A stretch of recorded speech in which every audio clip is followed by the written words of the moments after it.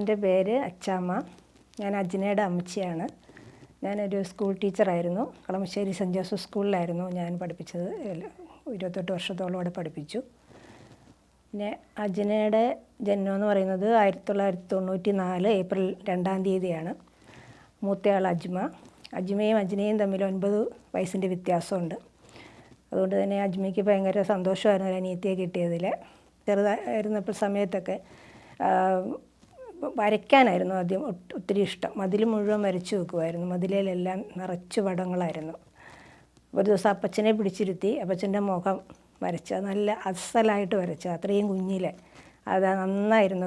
അതുപോലെ തന്നെ വരച്ച് വെച്ചു. അപ്പച്ചനെ അവിടെ ഇരുത്തിയിട്ട് വരച്ചു. അതൊക്കെ അപ്പോൾ അത്രയും അങ്ങനെ ഒരു കഴിവുണ്ടെന്നുള്ളത് അപ്പോഴാണ് മനസ്സിലായത് വരയ്ക്കാനൊക്കെ ഉള്ളത്. പിന്നെ സ്കൂളിൽ ചേർത്ത സമയത്താണേലും ഒന്നും നമ്മൾ വീട്ടിലിരുത്തി പറഞ്ഞു കൊടുക്കണ്ട. സ്കൂളിൽ കേൾക്കുന്നത് മാത്രം മതി. എല്ലാം പഠിച്ചിട്ടാണ് വരുന്നത്. നല്ലോണം അറ്റൻഡ് ചെയ്യുമായിരുന്നു ക്ലാസ്.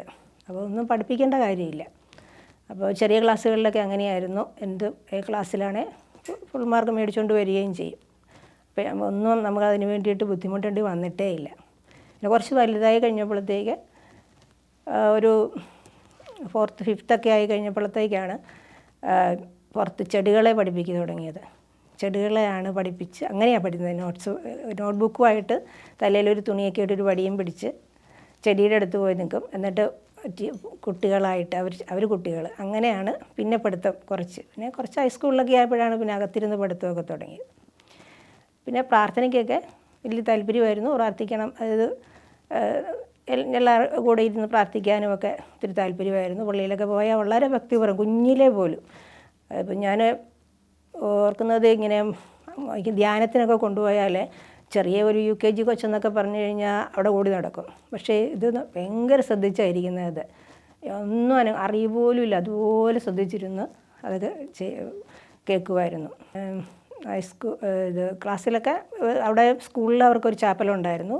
CKC കോൺവെൻറ്റിലാണ് പഠിച്ചത്, പൊന്നുരുന്തി. അവിടെ ഒരു ചാപ്പലുണ്ടായിരുന്നു. അവിടെ കിട്ടുന്ന ഇൻ്റർവെൽ ടൈമിലൊക്കെ ഓടിപ്പോവും പ്രാർത്ഥിക്കാൻ വേണ്ടിയിട്ട്. അപ്പോൾ ഇത് കണ്ടിട്ട് കൂട്ടുകാരും കൂട്ടത്തിൽ പോവും.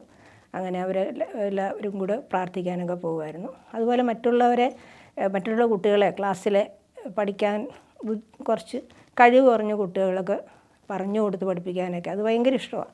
ആർക്കെങ്കിലും പറഞ്ഞു കൊടുക്കുക എന്ന് പറഞ്ഞത് ഭയങ്കര ഇഷ്ടമായിരുന്നു. അപ്പോൾ അങ്ങനെയൊക്കെ ചെയ്യുമായിരുന്നു. പിന്നെ 10th കുറച്ച് ടെൻഷൻ ഉണ്ടായിരുന്നു. ആൾക്ക് നന്നായിട്ട് ടെൻഷൻ ഉണ്ടായിരുന്നു. അപ്പം അതുകൊണ്ട് തന്നെ ഞാനും കൂട്ടത്തിൽ എപ്പോഴും നിൽക്കുമായിരുന്നു. പഠിച്ചോളും, പക്ഷേ ഒരു മാർക്ക് പോവുമോ അങ്ങനെയൊക്കെ ഒരു ടെൻഷൻ ഉണ്ടായിരുന്നു. പക്ഷേ വരുമ്പോൾ നല്ല മാർക്കുണ്ടാകും, അങ്ങനെയായിരുന്നു. അപ്പോൾ 10th ഒരു എക്സാം കഴിഞ്ഞ് ഒരു വെക്കേഷൻ തൊട്ടാണ് കണ്ടിന്യൂസ് ഈ പള്ളിയിൽ പോക്ക് തുടങ്ങിയത്. അത് പിന്നെ മുടക്കിയിട്ടില്ല. പിന്നെ അവിടുന്ന് പിന്നെ +1 +2 പോയത് സെൻറ്റ് തെരേസാ സ്കൂളിലാണ് അവിടെ. അപ്പോൾ അവിടെ വെച്ച് ജീസസ് യൂത്ത് എന്ന് പറയാനൊന്നും ഉണ്ടായിരുന്നില്ല. പക്ഷേ ആകെ കൂടി ഇവർ 1-2 പേര് അത്രയേ ഉള്ളൂ. അങ്ങനെ പ്രത്യേകിച്ചൊന്നും ഉണ്ടായിരുന്നില്ല അവിടെ. അത് കഴിഞ്ഞിട്ടാണ് പിന്നെ SH തേവര കോളേജിലേക്ക് പോകുന്നത്. അവിടെ ഒരു 3-4 പേര്. അപ്പോൾ ഇവരുടെ കോർഡിനേറ്റർ ഉണ്ടായിരുന്ന പുള്ളിക്കാരത്തി 3rd year ആയിരുന്നു ഡിഗ്രി. അപ്പോൾ ആ പുള്ളി അതോടുകൂടി പോയി. പിന്നെ ഇവർ 3-4 പേരേ ഉള്ളൂ. അപ്പോൾ ആ സ്ഥാനം അജ്നയ്ക്ക് കൊടുത്തിട്ടാണ് പുള്ളിക്കാരത്തി പോയത്. Second year. ഫസ്റ്റ് ഇയറിൽ എൻ്റെ പേര് ഞാൻ മറന്നുപോയി പുള്ളിക്കാരത്തി. അപ്പോൾ സെക്കൻഡ് ഇയറിലാണ് അജ്ന കോർഡിനേറ്റർ ആകുന്നത്. പിന്നെ അവിടുന്ന് ആണ് പിന്നെ ജീസസ്. അത് ആദ്യം വളരെ കുറച്ച് പിള്ളേരെ ഉണ്ടായിരുന്നുള്ളൂ. അജ്ന ഇങ്ങനെ ഓരോ ദിവസവും ഉച്ചയ്ക്ക് സമയത്ത് ഫുഡ് കൊണ്ടുപോകത്തില്ല. തിങ്കളാഴ്ച ദിവസം ഇവർക്ക് അവിടെ മീറ്റിംഗ് ഉള്ളത്. ആ ദിവസം ഫുഡ് കൊണ്ടുപോകത്തില്ല. അപ്പോൾ പറയുന്നത് എനിക്ക് കഴിച്ചുകൊണ്ടിരുന്നാൽ ശരിയാകത്തില്ല, പിള്ളേരെയൊക്കെ വിളിക്കണം എന്നും പറഞ്ഞിട്ട് ഇങ്ങനെ പോയി നിന്ന് ഓരോരുത്തരെ വിളിച്ച് മീറ്റിങ്ങിന് വരാൻ വേണ്ടിയിട്ട് ഇങ്ങനെ വിളിക്കാൻ വേണ്ടിയിട്ടാണ് ഈ ഫുഡ് കൊണ്ടുപോകാതെ പോയി നിൽക്കുന്നത്. അങ്ങനെ വിളിച്ചു പള്ളിയിൽ കൊണ്ടുവന്ന്. അങ്ങനെ ആദ്യം കുറച്ച് പേരെ ഉണ്ടായിരുന്നുള്ളെങ്കിലും പിന്നെ ആൾക്കാർ കൂടുതൽ വരാൻ തുടങ്ങി. പിന്നെ പ്രാർത്ഥന രാവിലെ ചെന്നാലും അവിടുത്തെ ചാപ്പലിൽ ഒരു സ്ഥലമുണ്ട് ബാക്കിൽ, അവിടെ പോയിരുന്ന് പ്രാർത്ഥിക്കും. ഉച്ചയ്ക്കാണേലും ഫുഡ് വേഗം കഴിച്ചിട്ട് ഓടിപ്പോയി അവിടെ ഇരുന്ന് പ്രാർത്ഥിക്കും. അങ്ങനെ പ്രാർത്ഥനയ്ക്ക് ഭയങ്കര പ്രാധാന്യമായിരുന്നു. അതായിരുന്നു ബലം. അതുപോലെ തന്നെ ഒരു ബൈബിൾ വായന. പഠിച്ചില്ലെങ്കിലും ബൈബിള് വായിക്കാതെ പോകത്തില്ല. ബൈബിള് വായിച്ചിട്ടേ പോകുള്ളൂ. അതായത് അത് ഭയങ്കര ഒരു ഇഷ്ടമുള്ള കാര്യമായിരുന്നു. ഇവിടെ സാബുച്ചനായിരുന്നു ഇവരുടെ ചാപ്ലിനച്ഛൻ. അപ്പോൾ അച്ഛൻ്റെ നേതൃത്വത്തിൽ ഇവർ കുറേ കാര്യങ്ങൾ ചെയ്തു. അവിടെ ഒരു ആകാശപർവ്വതം എന്നും പറഞ്ഞുകൊണ്ട് പാവപ്പെട്ട മനുഷ്യരെ അവിടെ മൊണാസ്ട്രി വരുമായിരുന്നു അവരെ സഹായിക്കാനും. അതുപോലെ ഇവരെ എല്ലാവരെയും കൊണ്ടുപോയി ലുലുവിൽ കൊണ്ടുപോയി അവരെ സിനിമ കാണിച്ചു, അങ്ങനെ ഫുഡ് മേടിച്ചു കൊടുത്തു, അങ്ങനെയുള്ള കാര്യങ്ങൾ. പിന്നെ അതിന് വേണ്ടിയിട്ട് ഇവർ പല വീടുകളിൽ നടന്ന് ഇങ്ങനെ പേപ്പറും പാട്ടയും അതും ഇതുമൊക്കെ മേടിച്ച് അത് അതിന് വിറ്റിട്ട് കിട്ടുന്ന പൈസയൊക്കെ അതിന് വേണ്ടിയിട്ട് കൊടുത്തു. പിന്നെ ഇപ്പോൾ ഓരോ ജീസസ് യൂത്തിൻ്റെ ഓരോ പ്രോഗ്രാമൊക്കെ വരുമല്ലോ. അപ്പോൾ 2-3 ദിവസത്തെ ഇവരുടെ അങ്ങനെ വരുമ്പോഴത്തേക്ക് അതിന് വേണ്ടിയിട്ട് പ്രാർത്ഥിക്കുക. അതാണ് വേറെ എന്ത് കിട്ടുന്നതിലും പിന്നെ പ്രാർത്ഥിക്കാൻ വേണ്ടിയിട്ട് കിട്ടുന്ന അതാണ് അജിനയ്ക്കിഷ്ടം. അപ്പോൾ ചാപ്പലിലിരുന്ന് അതിന് വേണ്ടിയിട്ട് മധ്യസ്ഥം പ്രാർത്ഥിക്കുക. അത് അങ്ങനെ ഇരുന്ന് പ്രാർത്ഥിക്കുമായിരുന്നു കുറേ സമയം. അതിന് പറയും, അമ്മച്ചി പ്രാർത്ഥിച്ചോണം കേട്ടോ, പ്രാർത്ഥിച്ചോണം എന്നും പറഞ്ഞുകൊണ്ടാണ് പോകുന്നത്. പിന്നെ തിരിച്ചു വന്നു കഴിഞ്ഞാൽ അത് കുഞ്ഞിലേ തൊട്ട്, അതായത് ആ LKG തൊട്ട് അവസാനം അവിടെ ടീച്ചർ ആയിട്ട് ഇറങ്ങുന്നിടം വരെയും എന്തുണ്ടെങ്കിലും അത് വീട്ടിൽ വന്ന് പറയും. അവിടെ ചെന്ന് കയറുമ്പം തൊട്ട് തിരിച്ച് വരുന്നിടം വരെയുള്ള സകല കാര്യങ്ങൾ. അതുപോലെ ജീസസ് യൂത്തിൻ്റെ പ്രോഗ്രാമിന് പോയാലും ആ 3 ദിവസത്തെ കാര്യം പറയണമെങ്കിൽ ഒരു 3 ആഴ്ച വേണം. അത് വെച്ചാൽ വള്ളിപ്പുള്ളി വിടാതെ എല്ലാ കാര്യങ്ങളും വന്നിരുന്ന് പറയും. അതിപ്പോൾ നമ്മൾ ജോലി ചെയ്തതിൻ്റെ ഇടയ്ക്കൂടെയാണ് ഈ പറയുന്നത്. അപ്പോൾ നമ്മൾ ചിലപ്പോൾ ശ്രദ്ധിക്കാതെ പോയാൽ പറയും നമ്മൾ ശ്രദ്ധിക്കുന്നില്ല എന്ന് പറയും. അപ്പോൾ അതത്രയും നമ്മൾ ശ്രദ്ധിച്ചിരുന്ന് കേൾക്കണം. അത്രയ്ക്ക് എല്ലാം പറയും, എല്ലാ കാര്യങ്ങളും പറയുമായിരുന്നു. അതുപോലെ രാത്രി വിളിക്കുമ്പോഴും കുറേ കാര്യങ്ങളൊക്കെ പറയും. അങ്ങനെയൊക്കെ ഉണ്ട്. അത് കുഞ്ഞിൽ എന്ന് പറഞ്ഞാൽ ഒരു 3-ാം ക്ലാസ്സിലൊക്കെ ആയപ്പോൾ തൊട്ട് പാട്ട് പഠിക്കാനായിട്ട് പോകുമായിരുന്നു. അങ്ങനെ കണ്ടിന്യൂസ് അല്ലെങ്കിലും പാട്ട് പഠിച്ചു. 10-ാം ക്ലാസ് വരെയും പാട്ട് പഠിച്ചിട്ടുണ്ടായിരുന്നു അവിടെ. പിന്നെ പക്ഷേ ആൾ ഇത്തിരി ഷൈ ആണ്. അതുകൊണ്ടാണ് ഈ പുറകോട്ടൊരു വലിവുണ്ട്. അങ്ങനെ അല്ലെങ്കിൽ അവിടെ ഇതിന് നമ്മുടെ ആശ്രമം പള്ളിയിലാണ് ഇത് ആദ്യത്തേത് തൈക്കുടം സെൻറ്റ് റാഫേൽ പള്ളിയിലാണ് കാറ്റഗിസത്തിനൊക്കെ പോയിക്കൊണ്ടിരുന്നത്. പിന്നെ ആശ്രമം പള്ളിയിലായിരുന്നു. അപ്പോൾ അവിടെയൊക്കെ ഇതിന് വേണ്ടി പാട്ടിന് കോമ്പറ്റീഷന് പങ്കെടുക്കും. അപ്പോൾ അവിടെ ഫസ്റ്റൊക്കെ മേടിക്കും. പക്ഷേ സ്കൂളിലൊക്കെ പാട്ടിനൊക്കെ വല്ല ഗ്രൂപ്പ് സോങ്ങിനൊക്കെ പങ്കെടുക്കുകയുള്ളൂ. ഒറ്റയ്ക്കൊന്നും പോയി നിന്ന് പാടുകയില്ല. അങ്ങനെയൊക്കെ ആയിരുന്നു. പാടാൻ നല്ല കഴിവുണ്ടായിരുന്നു, പക്ഷേ പോകത്തില്ലായിരുന്നു അങ്ങനെ. പിന്നെ ജീസസ് യൂത്തിനകത്തൊക്കെ ഒരു ടീമുണ്ടായിരുന്നു, ഹൈവേ എന്നും പറഞ്ഞ്. അങ്ങനെ അതിൻ്റെ കുറച്ച് പാട്ട് ഇതൊക്കെ ഇതിനകത്ത് വന്നിട്ടുണ്ട്, ഇങ്ങനെ ഒരു പാടുന്നതിൻ്റെയൊക്കെ ആയിട്ട്. പിന്നെ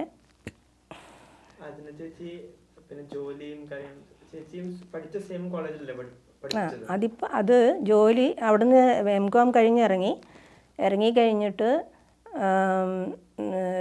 കുറച്ച്, അതായത് മെയിലൊക്കെ കഴിഞ്ഞാന്ന് തോന്നുന്നു, എക്സാം കഴിഞ്ഞത് ആ സമയത്താണ്. അപ്പോൾ അത് രാജഗിരി കോളേജിൽ ഇവിടെ കാക്കനാട് കൊടുത്തിട്ടുണ്ടായിരുന്നു.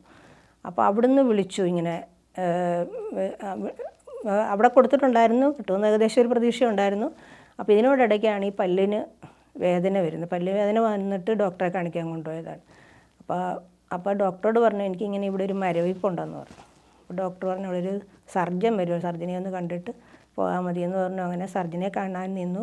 സർജനെ കണ്ടപ്പോൾ സർജനാണ് ഡൗട്ട് തോന്നിയിട്ട് ഇങ്ങനെ ആദ്യം ഈ മോണയുടെ അവിടെ നിന്ന് പല്ലിൻ്റെ അകത്തുനിന്ന് എന്തോ കുത്തിയെടുത്ത് ലിസി ഹോസ്പിറ്റലിൽ കൊടുത്തു. അപ്പോൾ പക്ഷേ അതിനകത്ത് പ്രശ്നമൊന്നുമില്ലായിരുന്നു. പിന്നെ സർജൻ പറഞ്ഞു അവിടെ സ്പെഷ്യലിസ്റ്റ് ഹോസ്പിറ്റലിൽ അഡ്മിറ്റ് ആകാൻ പറഞ്ഞു. അങ്ങനെ അഡ്മിറ്റായി മോണേന്ന് അവർ എടുത്തു. അപ്പോഴാണ് അത് ഇങ്ങനെ ബയോപ്സിക്ക് എടുത്തിട്ടാണ് ഞങ്ങളെ വിളിപ്പിക്കുന്നത് അങ്ങോട്ട്. അപ്പോൾ അന്ന് ശരിക്കും അജിനയോട് ഇവിടെ രാജഗിരി കോളേജിൽ ചെല്ലാൻ പറഞ്ഞിരിക്കുകയായിരുന്നു. അതേ ദിവസമാണ് ഡോക്ടർ, ഞങ്ങൾ രാവിലെ ഞങ്ങളുടെ കൂടെ പോകാനിരിക്കുമ്പോഴാണ് ഡോക്ടർ വിളിച്ചിട്ട് ഞങ്ങളോട് 2 പേരോടും അങ്ങോട്ട് ഹോസ്പിറ്റലിലേക്ക് ചെല്ലാൻ പറഞ്ഞു. അപ്പോൾ ഞങ്ങൾ പറഞ്ഞു പോയിട്ട് വരാൻ മോനെ, എന്നിട്ട് പോകാമെന്ന് പറഞ്ഞു. അപ്പോൾ അവിടെ ചെല്ലുമ്പോഴാണ് ഡോക്ടർ പറയുന്നത് ഇങ്ങനെ. ഇല്ല, ഞങ്ങൾ 2 പേരും അജിനെ കൊണ്ടുവരരുതെന്ന് പ്രത്യേകം പറഞ്ഞു ഡോക്ടർ. അപ്പോൾ ഞങ്ങളോട് 2 പേരോട് പറയും, ഞങ്ങൾ 2 പേരും ഉണ്ടായിരുന്നു. പിന്നെ അജ്മയുടെ മദർ ഇൻ ലോയും കൂടെ ഉണ്ടായിരുന്നു. 3 പേരും കൂടെയാണ് ഞങ്ങൾ പോയത്. അപ്പോൾ അത് കഴിഞ്ഞ് വീട്ടിൽ വന്ന് അജിനയോട് പറഞ്ഞു ഇങ്ങനെയാണ് മോനെ എന്ന് പറഞ്ഞപ്പോൾ പറഞ്ഞ് അതിനെന്താ അമ്മച്ചി, എനിക്കൊരു കുഴപ്പമില്ല, കർത്താവിൻ്റെ പദ്ധതിയല്ലേ എന്ന് പറഞ്ഞു. അപ്പോൾ ഒരു വിഷമവും കാണിച്ചില്ല ഒന്നും.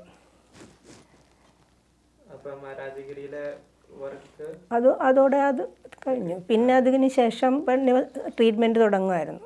പിന്നെ ആദ്യത്തെ സർജറി ജൂണിലായിരുന്നു. അതിൽ കാലിൽ നിന്ന് എല്ലെടുത്തിട്ടാണ് ഇവിടെ അത് മുറിച്ചിട്ട് കാലിൽ നിന്ന് ഇടത് കാലിൽ നിന്ന് ഇവിടെ എടുത്തിട്ടാണ് ഇവിടെ വെച്ചത്. അപ്പോൾ അത് കുഴപ്പമില്ലാതെ കഴിഞ്ഞു. പക്ഷേ ഇടത് കാലിൽ എല്ലെടുത്തിടം പഴുത്തിട്ട് നടക്കാൻ വയ്യാതെ വന്നിട്ട് ഒരു 1.25 മാസത്തോളം ഞങ്ങൾ അമൃതയിൽ അഡ്മിറ്റായിരുന്നു അത് ശരിയാകാൻ വേണ്ടിയിട്ട്. പിന്നെ നടക്കാനൊക്കെ ഒത്തിരി ബുദ്ധിമുട്ടായിരുന്നു, കാരണം അതങ്ങ് വല്ലാണ്ടായി പോയായിരുന്നു കാല്. പിന്നെ ഫിസിയോതെറാപ്പി കാര്യങ്ങളൊക്കെ കൊണ്ട് കുറേ നാൾ വിഷമിച്ചു. പിന്നെ പതുക്കെ ശരിയായി വന്നു. അതിനുശേഷം പിന്നെ കീമോയും ഒക്കെ കഴിഞ്ഞപ്പോഴത്തേക്ക് ഡോക്ടർ പറഞ്ഞു ഇനിയിപ്പോൾ കുഴപ്പമൊന്നുമില്ല, ഇനിയൊന്നും പേടിക്കണ്ടെന്ന് പറഞ്ഞു. അങ്ങനെയാണ് SH ഇൻ്റർവ്യൂവിന് പോയത്. അവിടെ കിട്ടി. അങ്ങനെ ഒരു വർഷത്തോളം എന്ന് പറഞ്ഞാൽ മാർച്ച് കഴിയും ഒരു വർഷത്തെ. പക്ഷേ ഫെബ്രുവരി ആയപ്പോഴത്തേക്ക് വീണ്ടും രണ്ടാമത് അത് സർജറി നടന്നു. വീണ്ടും മെയ് ആയപ്പോൾ വീണ്ടും സർജറി നടന്നു. അങ്ങനെ അപ്പോഴത്തേക്കും ഇതെല്ലാം ഇതായി. പിന്നെ ഒന്നും സർജറിയിൽ ഇവിടെ ഒന്നും പിടിക്കാതായി, അകത്ത് വെച്ചിരിക്കുന്ന ഒന്നും പിടിക്കാതായി, വല്ലാത്ത ബുദ്ധിമുട്ടായി. കൊച്ചിൻ്റെ അതായത് ഒന്നും വായോടെ കഴിക്കാനോ എല്ലാം വലിയ പ്രശ്നങ്ങളായി ആകെക്കൂടി. പിന്നെ ഒന്ന് എടുത്ത് വെച്ച എല്ലും ഇത് ഷോൾഡറിൻ്റെ അവിടെ നിന്നായിരുന്നു, അതെടുത്ത് വെച്ചിട്ടും ശരിയായില്ല. അങ്ങനെ ഇങ്ങനെ ഇവിടെ ഒരു പ്ലേറ്റ് അവർ വെച്ച് കൊടുത്ത്. ആ പ്ലേറ്റ് കുറേ കഴിഞ്ഞപ്പോഴത്തേക്ക് ഇവിടെ നിന്ന് ഇങ്ങനെ കീറി ആ പ്ലേറ്റ് പുറത്തോട്ട് കാണാം. ആ രീതിയിലായി. അപ്പോൾ നമ്മൾ ഫുഡ് കൊടുക്കണമെന്നുണ്ടെങ്കിൽ ചെരിച്ച് കിടത്തിയിട്ട് ഇങ്ങനെ ഒഴിച്ചു കൊടുക്കണം, അല്ലെങ്കിൽ ഇതുവഴി എല്ലാം ഇങ്ങോട്ട് പുറത്തോട്ട് പോരും. അങ്ങനത്തെ വല്ലാത്ത കണ്ടീഷനായിരുന്നു അതങ്ങനെയൊക്കെ. പിന്നെ ഓഗസ്റ്റിൽ ഈ വലത് കാലിൽ നിന്ന് എല്ലായിടത്ത് വെക്കാം, ഇതേ ലാസ്റ്റ് ചാൻസാണ്, ഇനി ഒന്നും കൂടെ ചെയ്യാനില്ല എന്ന് ഡോക്ടർ തന്നെ പറഞ്ഞു. പിടിച്ചില്ലെങ്കിൽ വേറൊന്നും ചെയ്യാനില്ല എന്ന് പറഞ്ഞു. എല്ലാവരുടെയും പ്രാർത്ഥന കൊണ്ട് കുഴപ്പമില്ലാതെ ആ സർജറി കഴിഞ്ഞു. അങ്ങനെ ഒരു വർഷത്തോളം വലിയ കുഴപ്പമില്ലാതെ അങ്ങനെ അങ്ങോട്ട് പോയി. പിന്നെ വായ്ക്കകത്തുനിന്ന് പിന്നെ വീണ്ടും ഗ്രോത്ത് ഉണ്ടായി. അതങ്ങനെ വായിലെല്ലാം ഇവിടെ പല്ലെല്ലാം മൂടി അതങ്ങനെ പോയി. പിന്നെ അത് പുറത്തേക്ക് വന്നു. മുഖമെല്ലാം ഇങ്ങനെ ഉണ്ട പോലെ നിറച്ച്. ചെവിയുടെ കേൾവി പോയി, ഈ കണ്ണിൻ്റെ കാഴ്ച പോയി. അങ്ങനെ പിന്നെ വായെല്ലാം നിറഞ്ഞ്, ഇവയെല്ലാം ഇങ്ങനെ നിറച്ച് ട്യൂമറായിരുന്നു വായ്ക്ക്. അപ്പോൾ ഫുഡൊന്നും ഇവിടെ കഴിക്കത്തില്ല. അങ്ങനെ വന്നപ്പോഴാണ് ട്യൂബ് ഇങ്ങനെ ഇവിടെ കൂടെ തുളച്ച് ട്യൂബിട്ട് പിന്നെ ഫുഡെല്ലാം അടിച്ചു കൊടുക്കുന്നതെല്ലാം ട്യൂബിൽ കൂടെ അടിച്ചു കൊടുക്കുകയാണ് എല്ലാം. അതുപോലെ കുർബാന സ്വീകരിക്കാനൊന്നും വായിക്കകത്ത് ഒന്നും പറ്റില്ല. അപ്പം ആദ്യം പിന്നെ വായിൽ സർജറി കഴിഞ്ഞ സമയത്തൊക്കെ അന്നുണ്ടായിരുന്ന അജ്മയുടെ ഫ്രണ്ടായിട്ടുള്ളൊരച്ഛൻ, അജീനച്ഛൻ എന്ന് പറഞ്ഞാൽ ഞങ്ങൾക്ക് വികാരി അച്ഛനായിരുന്നു. അപ്പോൾ അച്ഛൻ മേടെ വന്നിട്ട് ഇങ്ങനെ അന്ന് മൂക്കിൽ കൂടെ ഇങ്ങനെ ട്യൂബിട്ടേക്കുമായിരുന്നു. അപ്പോൾ കുഞ്ഞു ട്യൂബുമാണ്. അപ്പോൾ അച്ഛൻ ഈ കുർബാനയുടെ ഒരു ചെറിയൊരു ഇതെടുത്തിട്ട് ഗ്ലാസ്സിൽ ഇട്ട് ഇതാക്കി തരും, അത് അലിയിച്ച് അത് ട്യൂബിൽ കൂടെ ഒഴിച്ച് അവിടെ തന്നെ മേടയിൽ ഒഴിച്ചു കൊടുക്കുമായിരുന്നു. അങ്ങനെ രണ്ടാമത്തെ സർജറിക്ക് ശേഷമാണ്. പിന്നെ ഇങ്ങനെ വന്ന് ലാസ്റ്റൊക്കെ ആയപ്പോഴത്തേക്ക് പിന്നെ ഇത് കുർബാന സ്വീകരിക്കുന്നത് അന്ന് കയ്യിലാണ്, ഇതാണല്ലോ കൊറോണക്കാലമാണല്ലോ, കയ്യിൽ ഇത് സ്വീകരിച്ചിട്ട് ഇതിങ്ങനെ ഒരു ശകലം വെള്ളമുണ്ട് അവിടെ ഇങ്ങനെ വെച്ചിട്ട് വീട്ടിൽ കൊണ്ടുവന്നിട്ടാണ് ഗ്ലാസ്സിൽ എടുത്ത് കലക്കിയിട്ട് ഈ കുർബാന ട്യൂബിൽ കൂടെ ഒഴിച്ച് അങ്ങനെയായിരുന്നു ചെയ്തുകൊണ്ടിരുന്നത്. അത് ഇറങ്ങിയൊന്നും പോകത്തില്ലായിരുന്നു. അത് ഈ ഹോസ്പിറ്റലിലായിരുന്ന സമയത്ത് ഈ കുർബാനയുടെ കാര്യം പറഞ്ഞില്ല, ഡെയിലി കുർബാന സ്വീകരിക്കാൻ അങ്ങനെയൊക്കെ ആയിരുന്നു അതെയോ? ഇല്ല, ഹോസ്പിറ്റലിലായിരുന്ന സമയത്ത് അങ്ങനെ ഡെയിലി കുർബാന സ്വീകരിക്കാൻ പറ്റത്തില്ലായിരുന്നു. അപ്പോൾ അന്നത്തെ ഞങ്ങളുടെ വികാരി അച്ഛൻ ബൈജു അച്ഛൻ എന്ന് പറഞ്ഞ അച്ഛനും സെയിം ടൈം ഹാർട്ടിന് സർജറി വന്നിട്ട് അച്ഛനും ഒന്നും ചെയ്യാൻ പറ്റാതെ വന്നിട്ട് അച്ഛൻ അവിടെ അടുത്തുള്ള ഈ അമൃത ഹോസ്പിറ്റലിലായിരുന്നു. അമൃതയുടെ അടുത്തുള്ള ചേരാനൽപ്പള്ളിയിലെ അച്ഛനോട് വിളിച്ച് പറഞ്ഞിട്ട് അച്ഛനെ എല്ലാ സൺഡേയും വിശുദ്ധ കുർബാന കൊണ്ടുവന്ന് വരുമായിരുന്നു, റൂമിൽ കൊണ്ടുവന്ന് കൊടുക്കുമായിരുന്നു. അങ്ങനെ അതുപോലെ സർജറിക്ക് പോകുന്ന ആ ദിവസം തലേ ദിവസം തന്നെ ഏതെങ്കിലും അച്ഛനെ വിളിച്ച് പറയും രാവിലെ എനിക്ക് വിശുദ്ധ കുർബാന കൊണ്ട് തരണം, ഇത് കയറുന്നതിന് മുമ്പെന്ന് പറഞ്ഞു. മിക്കവാറും എടപ്പള്ളി പള്ളിയിലത്തെ അച്ഛനായിരിക്കും. അച്ഛൻ വന്ന് രാവിലെ വെളുപ്പിനെ വന്നു വിശുദ്ധ കുർബാന കൊടുക്കും. അതിന് ശേഷമായിരിക്കും സർജറിക്ക് കയറുന്നത്. പിന്നെ കാലിൻ്റെ ഇത് കഴിഞ്ഞ് വയ്യാതിരുന്നപ്പോഴത്തേക്ക് നടക്കാൻ വയ്യാതിരുന്നപ്പം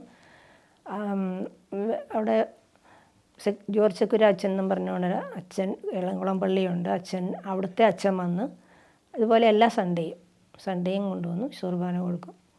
അങ്ങനെ അത് എങ്ങനെയാണേലും ആരെങ്കിലും വിളിച്ച് അത് അച്ഛനെ നേരത്തെ പരിചയമുണ്ട്, അതുകൊണ്ടായിരുന്നു വിളിച്ച്. പിന്നെ കൊറോണ കാലത്ത് നല്ല കൊറോണ എന്ന് പറഞ്ഞാൽ ഒരു മനുഷ്യരും പുറത്തോട്ട് ഇറങ്ങാൻ പോലീസ് പിടിക്കും. ആ ഒരു കാലത്ത് ഈ കൊച്ചിന് കുർബാന സ്വീകരിക്കണമെന്നും പറഞ്ഞുകൊണ്ട് ഇത് അവിടുത്തെ ആശ്രമം പള്ളിയിലത്തെ അച്ഛനെ വിളിച്ചു. അച്ഛൻ പറഞ്ഞു, അച്ഛനാ ഇവിടെ അനുവാദമില്ല, സുപ്പീരിയർ അച്ഛൻ അറിഞ്ഞാൽ പ്രശ്നമാകും, പിന്നെ എന്ത് ചെയ്യുമെന്ന് പറഞ്ഞിട്ട് പിന്നെ അച്ഛനാകെ ഒരു വിഷമം തോന്നി. ചോദിച്ചാലും അച്ഛൻ പറഞ്ഞു പോലീസ് പിടിക്കാതെ ഇങ്ങോട്ട് വരുമെങ്കിൽ വാ, ഞാൻ തരാം എന്ന് പറഞ്ഞു. അങ്ങനെ ഞങ്ങൾ രണ്ടാളും കൂടെ അവിടെ നിന്നാണ്, കുറച്ച് ദൂരമുണ്ട്, പേടിച്ചാൽ അതിന് ഞാൻ പറയും എൻ്റെ കൊച്ചെ പോലീസ് പിടിക്കുമെന്ന് പറയും. അപ്പോൾ പറയും അമ്മച്ചി ഇങ്ങോട്ട് വന്നു, ഒരു പോലീസും വരത്തില്ലെന്ന് പറഞ്ഞുകൊണ്ട് ഒരു ജീവി പോലും പുറത്തില്ല, അത്ര സൈലൻ്റാണ്. ഞങ്ങൾ പോയി കുർബാന സ്വീകരിച്ച് തിരിച്ചു വന്നു. പിന്നെ ഒരു പ്രാവശ്യം കൂടെ അതേപോലെ തന്നെ പോയി. നല്ല ധൈര്യമായിരുന്നു. എനിക്ക് ഭയങ്കര പേടിയായിരുന്നു പോലീസ് വന്നാലും ഓർത്തിട്ട്. അങ്ങനെ പോയി കുർബാന സ്വീകരിച്ചു വന്നു. പിന്നെ വിളിച്ചപ്പോൾ അച്ഛൻ പറഞ്ഞു വേണ്ട, സുപ്പീരിയർ അച്ഛൻ അറിഞ്ഞാൽ പ്രശ്നമാകും. 2 പ്രാവശ്യം അച്ഛൻ കുർബാന സ്വീകരിക്കുക. അങ്ങനെ വരെ നിർബന്ധമായിരുന്നു കുർബാന സ്വീകരിക്കണമെന്ന്. അതുപോലെ തന്നെ കൊറോണ കുറച്ചെന്ന് പറഞ്ഞപ്പം എളംകുളം പള്ളിയിലെ അച്ഛനോട് അവിടെ ചെന്ന് ചോദിച്ചു, ഞങ്ങളെല്ലാ ദിവസവും വന്ന് കുർബാന സ്വീകരിച്ചോളൂ അച്ഛൻ പറഞ്ഞു ആ പോരെന്ന് പറഞ്ഞു. അങ്ങനെ എല്ലാ ദിവസവും കുർബാന സ്വീകരിക്കാൻ മാത്രമായിട്ട് എളംകുളം പള്ളിയിൽ പോയി ഇത് കുർബാന സ്വീകരിച്ചിട്ട് വരും. കുറച്ച് ദൂരം അതൊക്കെ അവിടം വരെ നടന്നു പോയി കുർബാന സ്വീകരിച്ചിട്ട് വരുമായിരുന്നു. അത് ചേച്ചിയുടെ ലൈഫിലെ കാര്യങ്ങൾ ഇപ്പം അമ്മച്ചീനെ എങ്ങനെയാണ് ഈശോയായിട്ടുള്ള ക്ലോസ്നെസ്സും അതിന് സഹായിക്കുന്നത്? സത്യം പറഞ്ഞാൽ അജ്നയുടെ വിശ്വാസം കണ്ടിട്ടാണ് എനിക്ക് അത്രയും കൂടെ കുറേ കൂടെ വിശ്വാസമായത്. പ്രാർത്ഥിക്കും, കുർബാന കാണും, പക്ഷേ ഇത് അജ്നയാണ് എനിക്ക് കുറച്ചും കൂടെ ബലം. ആ ഒരു കുർബാന കൊണ്ട് ഇത്രയും ഇതാണ് എന്നുള്ളത് എനിക്ക് മനസ്സിലായത് അജ്നയുടെ വിശ്വാസം കണ്ടപ്പോഴാണ്. ഇപ്പോഴത്തെ തലമുറയ്ക്ക് ഇപ്പം എല്ലാവരും, ഞാൻ നേരത്തെ എൻ്റെ ഒരു ഇത് ഷെയറിങ് പറഞ്ഞില്ലായിരുന്നു, എനിക്ക് പോലും ഭയങ്കര ഞാൻ ഡൗൺ ആയിരുന്ന സമയത്ത് ഒട്ടും പ്രതീക്ഷിക്കാണ് അജ്ന ചേച്ചിയുടെ ഇത് എന്നെ ഹെൽപ്പ് ചെയ്തത്. അപ്പം ഇപ്പം എല്ലാവരും അജ്ന ചേച്ചീനെ പറ്റി അങ്ങനെയൊക്കെ പറയുമ്പം അമ്മച്ചിക്ക് എന്താണ് വെച്ചാൽ ഇപ്പോഴത്തെ യൂത്ത് അജ്ന ചേച്ചി അങ്ങനെ നോക്കുന്നത് കാണുമ്പം അമ്മച്ചിയുടെ ഇതെങ്ങനെയാണ്? ഒത്തിരി സന്തോഷമുണ്ട് കേൾക്കുമ്പോൾ. പിള്ളേർ പറയും, ജിസുത്തെ പിള്ളേരായിരിക്കാം, അങ്ങനെയുള്ള പിള്ളേർ വന്നിട്ട് പറയും ഞങ്ങൾ അജ്ന ചേച്ചിയുടെ അടുത്ത് പോകാറുണ്ട്, അജ്ന ചേച്ചി കാരണമാണ് ഞങ്ങളിപ്പോൾ പള്ളിയിൽ പോണത്, ഞങ്ങൾ പള്ളിയിലൊന്നും പോകാറില്ലായിരുന്നു, ഇപ്പോൾ ഒറ്റ ദിവസം കുർബാന മുടക്കാതെ ഞങ്ങൾ ഓർക്കാറില്ല, ഞങ്ങൾ പോകാറുണ്ട്. കേൾക്കുമ്പോൾ ഒത്തിരി സന്തോഷം തോന്നും അങ്ങനെ അവരൊക്കെ ആ ഒരു രീതിയിലേക്ക് വന്നതിൽ. എൻ്റെ പേര് ക്രിസ്റ്റഫർ എന്നാണ്, വീട് തൃശ്ശൂരാണ്. അപ്പോൾ ഞാൻ അജ്നേനെ പരിചയപ്പെടുന്ന ജീസസ് യൂത്തിലൂടെ തന്നെയാണ്. അപ്പോൾ കുറേ കാലങ്ങൾക്ക് ശേഷം വിവാഹ ജീവിതത്തിലോട്ട് ഞങ്ങളുടെ പാരൻസ് ഞങ്ങൾ അറേഞ്ച് ചെയ്തായിരുന്നു. അപ്പോൾ അങ്ങനെ എൻ്റെ ഒരു ഫിയാൻസിയാണ് അജ്ന. പ്രസൻ്റ്ലി ഞാനിപ്പോൾ ദൈവവിളി സ്വീകരിച്ച് അതിൻ്റെ പരിശീലനത്തിലാണ്. അതിനെ ആദ്യമായിട്ട് കണ്ട ഡേയ്സ് ഓർമ്മ ഉണ്ടെങ്കിൽ, അല്ലെങ്കിൽ അതിനെക്കുറിച്ചുള്ള ആദ്യമായിട്ടുള്ളൊരു ഇതിനെ പറ്റി പറയാൻ പറ്റും? ഓക്കെ, ഞങ്ങൾ പരിചയപ്പെടുന്ന ജീസസ് യൂത്തിൻ്റെ മ്യൂസിക് മിനിസ്ട്രിയിലൂടെയാണ്. അപ്പോൾ ദർ വാസ് ദിസ് പ്രോഗ്രാം എന്ന് പറയുന്ന ഒരു പ്രോഗ്രാം ഉണ്ട്. അപ്പോൾ അതൊരു ഓൾ കേരള ലെവലിലൊരു ടീംസ് പ്രോഗ്രാം ആയിരുന്നു. അപ്പോൾ അതിന് വോക്സ് ക്രിസ്റ്റി എന്ന് പറഞ്ഞ ബാൻഡിൻ്റെ ഒപ്പം പെർഫോം ചെയ്യാനായിട്ട് ഒരു 50 പേരുടെ കൊയർ സെക്ഷൻ വേണമായിരുന്നു. അപ്പോൾ ഞങ്ങൾ കേരളത്തിൽ നിന്ന് പല ഭാഗത്തു നിന്നുള്ള നമ്മൾ ജീസസ് യൂത്തിൻ്റെ മ്യൂസിക് മിനിസ്ട്രി ആയിട്ട് ജോയിൻ ചെയ്ത് നിൽക്കുന്ന എല്ലാവരെയും വോക്സ് ക്രിസ്റ്റി കളക്ട് ചെയ്തായിരുന്നു. അപ്പോൾ അങ്ങനെ ട്രെയിനിങ് തന്നിരുന്നു. അവിടെ POCയിലൊക്കെ ആയിരുന്നു ട്രെയിനിങ്. അപ്പോൾ അന്നൊന്നും എനിക്ക് അങ്ങനെ ജസ്റ്റ് കണ്ടുപോയിട്ടുണ്ട് എന്നല്ലാതെ അങ്ങനെ എന്തോ ഗ്രൂപ്പ് ആക്ടിവിറ്റീസിലൊക്കെ എപ്പോഴൊക്കെ ഒരുമിച്ച് വന്നിട്ടുണ്ട്. പക്ഷേ വേറൊരു ജീസസ് യൂത്ത് കുട്ടിയെന്ന് കുറേ പേരുണ്ടല്ലോ, so just like one among them. പിന്നെ ഞങ്ങൾ ഒരുമിച്ച് ഇതുപോലെ GC യൂത്തിൻ്റെ പല പ്രോഗ്രാംസിനും ഇപ്പോൾ വൺസ് ഇങ്ങനെ ആൾക്കാരൊക്കെ ഉണ്ടെന്ന് അറിഞ്ഞപ്പോൾ എവിടെയെങ്കിലുമൊക്കെ എന്തെങ്കിലും പ്രോഗ്രാംസ് ഉണ്ടെങ്കിൽ ഒക്കെ വിളിക്കും. അപ്പോൾ അപ്പോൾ ഞാൻ അന്ന് ഡ്രമ്മറായിരുന്നു. അപ്പോൾ ഡ്രംസിനെ എന്നെ വിളിക്കും, പാട്ടുപാടാൻ അജ്നനെ വിളിക്കും. അതുപോലെ ജോസഫ് ബാസ്റ്റിൻ ഞങ്ങളുടെ ഒപ്പം തന്നെ ഉള്ളത്. അപ്പോൾ അങ്ങനെ കുറേ പേര് അവിടെ നിന്ന് ഇവിടെ നിന്ന് വരുമ്പോഴൊക്കെ ഞങ്ങൾ ഒരുമിച്ച് കൂടാറുണ്ട്. അപ്പോൾ അങ്ങനെയാണ് അജ്നനെ ആദ്യമായിട്ട് കാണുന്നത്. പിന്നെ ഞങ്ങൾ ചെയ്തിരുന്നൊരു ശുശ്രൂഷ ടീൻസ് മിനിസ്ട്രിയിൽ ശുശ്രൂഷ ചെയ്തിരുന്നു. അപ്പോൾ ഞാൻ തൃശ്ശൂരിൻ്റെ ടീൻസ് ടീമിലുണ്ടായിരുന്നു, അജ്ന എറണാകുളം ടീൻസ് ടീമിലുണ്ട്. അപ്പോൾ ഇതുപോലെ തന്നെ എന്തെങ്കിലും ടീൻസ് മിനിസ്ട്രിയുടെ ഓൾ കേരള ലെവൽ പ്രോഗ്രാംസോ അല്ലെങ്കിൽ തൊട്ടടുത്തുള്ള സോണുകളിലെ പ്രോഗ്രാംസ് ഉണ്ടെങ്കിൽ അടുത്ത സോണുകളിലെ ലീഡേഴ്സിനെ വിളിക്കുമല്ലോ. അപ്പം അങ്ങനെ അജ്ന തൃശ്ശൂർക്കൊക്കെ വന്നിട്ടുണ്ട്. അപ്പം എൻ്റെ ഫസ്റ്റ് ഓർമ്മ എന്ന് പറയുന്നത് ഈ പറയുന്ന പോലെ ഈ ഒരു കൊയറിൻ്റെ ഭാഗമായിട്ട് നിൽക്കുന്നതും പിന്നെ ഒരിക്കൽ അജ്ന തൃശ്ശൂർ വന്നിട്ട് ഞങ്ങളുടെ ടീൻസ് ടീമിനെ സഹായിക്കാൻ വന്നിരുന്നു, എറണാകുളം ടീൻസ് ലീഡർ എന്ന നിലയ്ക്ക്. അപ്പം അങ്ങനെ അജ്നയുടെ ബർത്ത്ഡേ ആയിരുന്നു അതിലൊരു ദിവസം. അപ്പോൾ സർപ്രൈസായിട്ട് ഞങ്ങൾ രാത്രി അന്ന് ബർത്ത്ഡേ ഒക്കെ സെലിബ്രേറ്റ് ചെയ്തിരുന്നു. അപ്പം അങ്ങനെയാണ് വർഷം 2012, 2013 ഒക്കെ. ഞാൻ എൻ്റെ BTech പഠനകാലത്തും അജ്ന BCom ഒക്കെ പഠിക്കുന്ന ഒരു കാലഘട്ടമായിരുന്നു, ഡിഗ്രി ആ ഒരു സമയം. പിന്നെ ഈ പറയുന്ന ഞങ്ങളിങ്ങനെ പല സ്ഥലങ്ങളിലും ഒരുമിച്ച് ശുശ്രൂഷ ചെയ്യുന്നുണ്ടായിരുന്നു. അപ്പോൾ ഞങ്ങളുടെ തന്നെ ഈ ടീമിലുണ്ടായിരുന്ന വിജയ് എന്ന് പറയുന്നൊരു ഫ്രണ്ട് ഉണ്ടായിരുന്നു. അപ്പോൾ അവനും കുറച്ച് പേർക്കൊക്കെ കൂടി കർത്താവ് ഒന്ന് 1 സ്റ്റെപ്പ് ഹെഡ് നീങ്ങണം എന്നുള്ള നിലയ്ക്ക് അപ്പോൾ ഞങ്ങളൊരു ടീം പോലെയായി, ഒരു മ്യൂസിക് മിനിസ്ട്രി പോലെ. അപ്പോൾ ക്യാമ്പസ് ടീമിനെ സപ്പോർട്ട് ചെയ്യാനും ടീൻസ് ടീമിനെ സപ്പോർട്ട് ചെയ്യാനും ഇപ്പോൾ നമുക്ക് GC യൂത്തിൻ്റെ ബാൻഡ്സ് വളരെ കുറവായിരുന്നു. നമുക്ക് അന്ന് ക്രോസ് ടോക്ക്, വോക്സ് ക്രിസ്റ്റി അങ്ങനെയൊക്കെയായിരുന്നു ഒരു പ്രൊഫഷണൽ ലെവലിൽ ചെയ്യുന്ന ടീമുകളുണ്ടായിരുന്നു. അപ്പോൾ കർത്താവ് നമുക്ക് അല്പം സംഗീതം തന്നിട്ടുണ്ടായിരുന്നു. അപ്പോൾ ഞങ്ങളും ഞങ്ങളുടെ വീക്കെൻഡ്സൊക്കെ ഒരുമിച്ച് ഗ്യാദർ ചെയ്യായിരുന്നു, പ്രാക്ടീസ് ചെയ്യാനും. അപ്പോൾ എല്ലാ സൺഡേയ്സും തൃശ്ശൂർ ഞങ്ങൾ ഒരുമിച്ച് കൂടും. തൃശ്ശൂർ ഡോൺ ബോസ്കോ കോളേജ് ആയിരുന്നു, അവിടുത്തെ അച്ഛന്മാരായിരുന്നു ഞങ്ങൾക്ക് വെന്യൂ തന്നിരുന്നത്. അപ്പോൾ അവിടെ ഞങ്ങൾ ഒരുമിച്ച് കൂടും. അച്ഛനൊക്കെ ആണെങ്കിലും രാവിലെ 5 മണിയൊക്കെ ആകുമ്പോഴേക്ക് എറണാകുളത്തു നിന്ന് ബസ് കയറും. അതുപോലെ കോട്ടയത്തു നിന്നും ഇടുക്കിയിൽ നിന്നും കേരളത്തിൻ്റെ പല ഭാഗങ്ങളിൽ നിന്ന് ഞങ്ങളെല്ലാവരും പല ഭാഗത്തു നിന്നുള്ളവരാണ്. അപ്പോൾ തൃശ്ശൂർ ഞാൻ ഡ്രമ്മർ ആയതുകൊണ്ട് ഡ്രംസ് ട്രാൻസ്പോർട്ട് ചെയ്യാൻ അല്പം ബുദ്ധിമുട്ടായതുകൊണ്ട് തൃശ്ശൂർ ബേസ് ചെയ്തിട്ട് പ്രാക്ടീസ് നടക്കാറുണ്ടായിരുന്നു. അപ്പോൾ അങ്ങനെ ആ ടീമിലൂടെയാണ് അജ്നനെ കൂടുതലായിട്ട് അറിയാനായിട്ട് സാധിച്ചത്. അപ്പോൾ ഈ ഒരു ടീമിൻ്റെ വിഷൻ എന്ന് പറഞ്ഞാൽ ക്രൈസ്തവരിലോട്ട് കർത്താവിനെ എത്തിക്കുക. GC യൂത്തിലും ഒപ്പം നമ്മൾ പൊതുവേദികളിലൊക്കെ പോയിരുന്നു. ഇപ്പോൾ എന്തെങ്കിലും ഒരു ക്യാമ്പയിൻ ഉണ്ടാവും, ലൈക്ക് എഗെയിൻസ്റ്റ് ഡ്രഗ്സോ അല്ലെങ്കിൽ എഗെയിൻസ്റ്റ് അബോർഷനൊക്കെ ഉണ്ടെങ്കിൽ നമ്മൾ ആ ഒരു ബാനറിൽ അവരെ സപ്പോർട്ട് ചെയ്യാനായിട്ട് നമ്മൾ പോയി അവിടെ മ്യൂസിക് പെർഫോം ചെയ്യും. അപ്പോൾ അങ്ങനെ ആൾക്കാരെ അട്രാക്റ്റ്. പക്ഷെ നമ്മൾ പെർഫോം ചെയ്യുന്ന മൊത്തം ഈശോയുടെ പാട്ടുകളായിരിക്കും, യൂത്തിനെ കുറേ കൂടി അട്രാക്റ്റ് ചെയ്യുന്ന പോലത്തെ. അപ്പോൾ ആ ഒരു ടീമിലൂടെയാണ് അജ്നയായിട്ടൊരു ടീം എന്ന നിലയ്ക്ക് കുറേ കൂടിയും പരിചയപ്പെടാൻ സാധിച്ചത്. അപ്പോൾ ടീമിലാണെങ്കിലും ഓരോരുത്തർക്കും ഓരോ റെസ്പോൺസിബിലിറ്റീസ് ഉണ്ടാവും. സോ അജ്നയ്ക്ക് ഈശോ കൊടുത്ത ഗിഫ്റ്റാണ് മധ്യസ്ഥ പ്രാർത്ഥന. സോ ഓഫ് കോഴ്സ് അവൾക്ക് എപ്പോഴും കിട്ടുക ഇൻ്റർസെഷൻ കോർഡിനേറ്റർ എന്നുള്ളൊരു റോളായിരിക്കും. ഞാൻ ജസ്റ്റ് മെയിൻ കോർഡിനേറ്റർ ഈ വിജയ് എന്ന് പറയുന്ന ഫ്രണ്ടാണ്. അപ്പോൾ അവൻ്റെ ഒപ്പം അസിസ്റ്റ് ചെയ്യും കോർഡിനേഷൻ്റെ കാര്യങ്ങളിൽ, പ്രാക്ടീസും കാര്യങ്ങളൊക്കെ അറേഞ്ച് ചെയ്യാനൊക്കെ ആയിട്ട്. പിന്നെ ഇതുപോലൊരു GC യൂത്തിൻ്റെ വുമൻസ് കോൺഫറൻസ് ഉണ്ടായിരുന്നു. അപ്പോൾ ആ വുമൻസ് കോൺഫറൻസിൻ്റെ മ്യൂസിക് ടീമിനെ ഓർഗനൈസ് ചെയ്യാനായിട്ട് അജ്നയ്ക്കായിരുന്നു ഉത്തരവാദിത്വം കൊടുത്തിരുന്നത്. അപ്പോൾ ഞങ്ങൾ രണ്ടുപേരും ആ കാലഘട്ടങ്ങളിൽ നമ്മുടെ all Kerala all Kerala music ministry start ചെയ്തായിരുന്നു റിനോയ് ചേട്ടൻ്റെ നേതൃത്വത്തിൽ. അപ്പോൾ അതിൽ തൃശ്ശൂരിൽ നിന്ന് ഞാനുണ്ടായിരുന്നു, അതുപോലെ അജ്ന എറണാകുളത്തിൽ നിന്ന് ഒരു 7-8 പേരുടെ ടീം. അപ്പോൾ അത് അനോയിൻറ്റ് ചെയ്തൊരു ടീമായിരുന്നു, മെയിൻ ഓൾ കേരള ലെവലിലുള്ള. അപ്പോൾ അതിൽ അജ്നയ്ക്ക് കൊടുത്തിരുന്ന റെസ്പോൺസിബിലിറ്റി ആയിരുന്നു ഈ വുമൻസ് കോൺഫറൻസിന് മ്യൂസിക് ടീം ഓർഗനൈസ് ചെയ്യണം. അപ്പോൾ മൊത്തത്തിൽ പെൺകുട്ടികൾ മാത്രമുള്ള ഒരു മ്യൂസിക് ടീം. അപ്പോൾ അത് ഓർഗനൈസ് ചെയ്യാനായിട്ട് അജ്നനെ വിളിച്ചു. ഒപ്പം മ്യൂസിക്കലി അവരെ ഒന്ന് ഗൈഡ് ചെയ്യാനായിട്ടും ട്രെയിൻ ചെയ്യാനായിട്ട് എന്നെയും വിളിച്ചിരുന്നു. അപ്പോൾ ആ കാലഘട്ടങ്ങളിലാണ് കുറേ കൂടി അജ്നയായിട്ട് സംസാരിക്കാനും, കാരണം ഒരുമിച്ച് ഡിസ്കസ് ചെയ്യണമായിരുന്നു. സോ അജ്നയുടെ അമ്മച്ചി ഉണ്ടാവും, എപ്പോൾ വിളിച്ചാലും അജ്നയുടെ അമ്മച്ചി കോൾ എടുക്കും. അപ്പോൾ ഞങ്ങൾ 3 പേരും കൂടി ഇരുന്നൊക്കെ ഡിസ്കസ് ചെയ്യും, രാത്രിയൊക്കെ ഒരുമിച്ച് നിന്ന് പ്രാർത്ഥിച്ച് തീരുമാനങ്ങളൊക്കെ എടുത്ത്. അപ്പോൾ അങ്ങനെയാണ് അജ്നയെ പറ്റി എനിക്ക് കൂടുതൽ അറിയാൻ പറ്റിയത്. പിന്നെ ഈ പറയുന്ന പോലെ ബാൻഡ് കുറേ കൂടിയും ഹൈവേ എന്ന് പറയുന്ന ഒരു മ്യൂസിക് ടീമായിരുന്നു. അപ്പോൾ ആ ടീമിൻ്റെ കാര്യങ്ങളാണെങ്കിലും കോർഡിനേഷൻ കാര്യങ്ങളൊക്കെ വരുമ്പോൾ അപ്പോൾ മധ്യസ്ഥ പ്രാർത്ഥനയാണല്ലോ. അപ്പോൾ അജ്ന എൻഷുർ ചെയ്യും എല്ലാ ദിവസം ഓരോ ടീം മെമ്പേഴ്സ് ഇത്ര പ്രാർത്ഥന ചൊല്ലണം. പിന്നെ അതുപോലെ ഓരോ ദിവസം ഓരോരുത്തർക്ക് ഫാസ്റ്റിംഗ് ഏൽപ്പിച്ചിട്ടുണ്ടാവും. അപ്പോൾ അതൊക്കെ വിളിച്ച് അന്വേഷിക്കുക അജ്നയാണ്.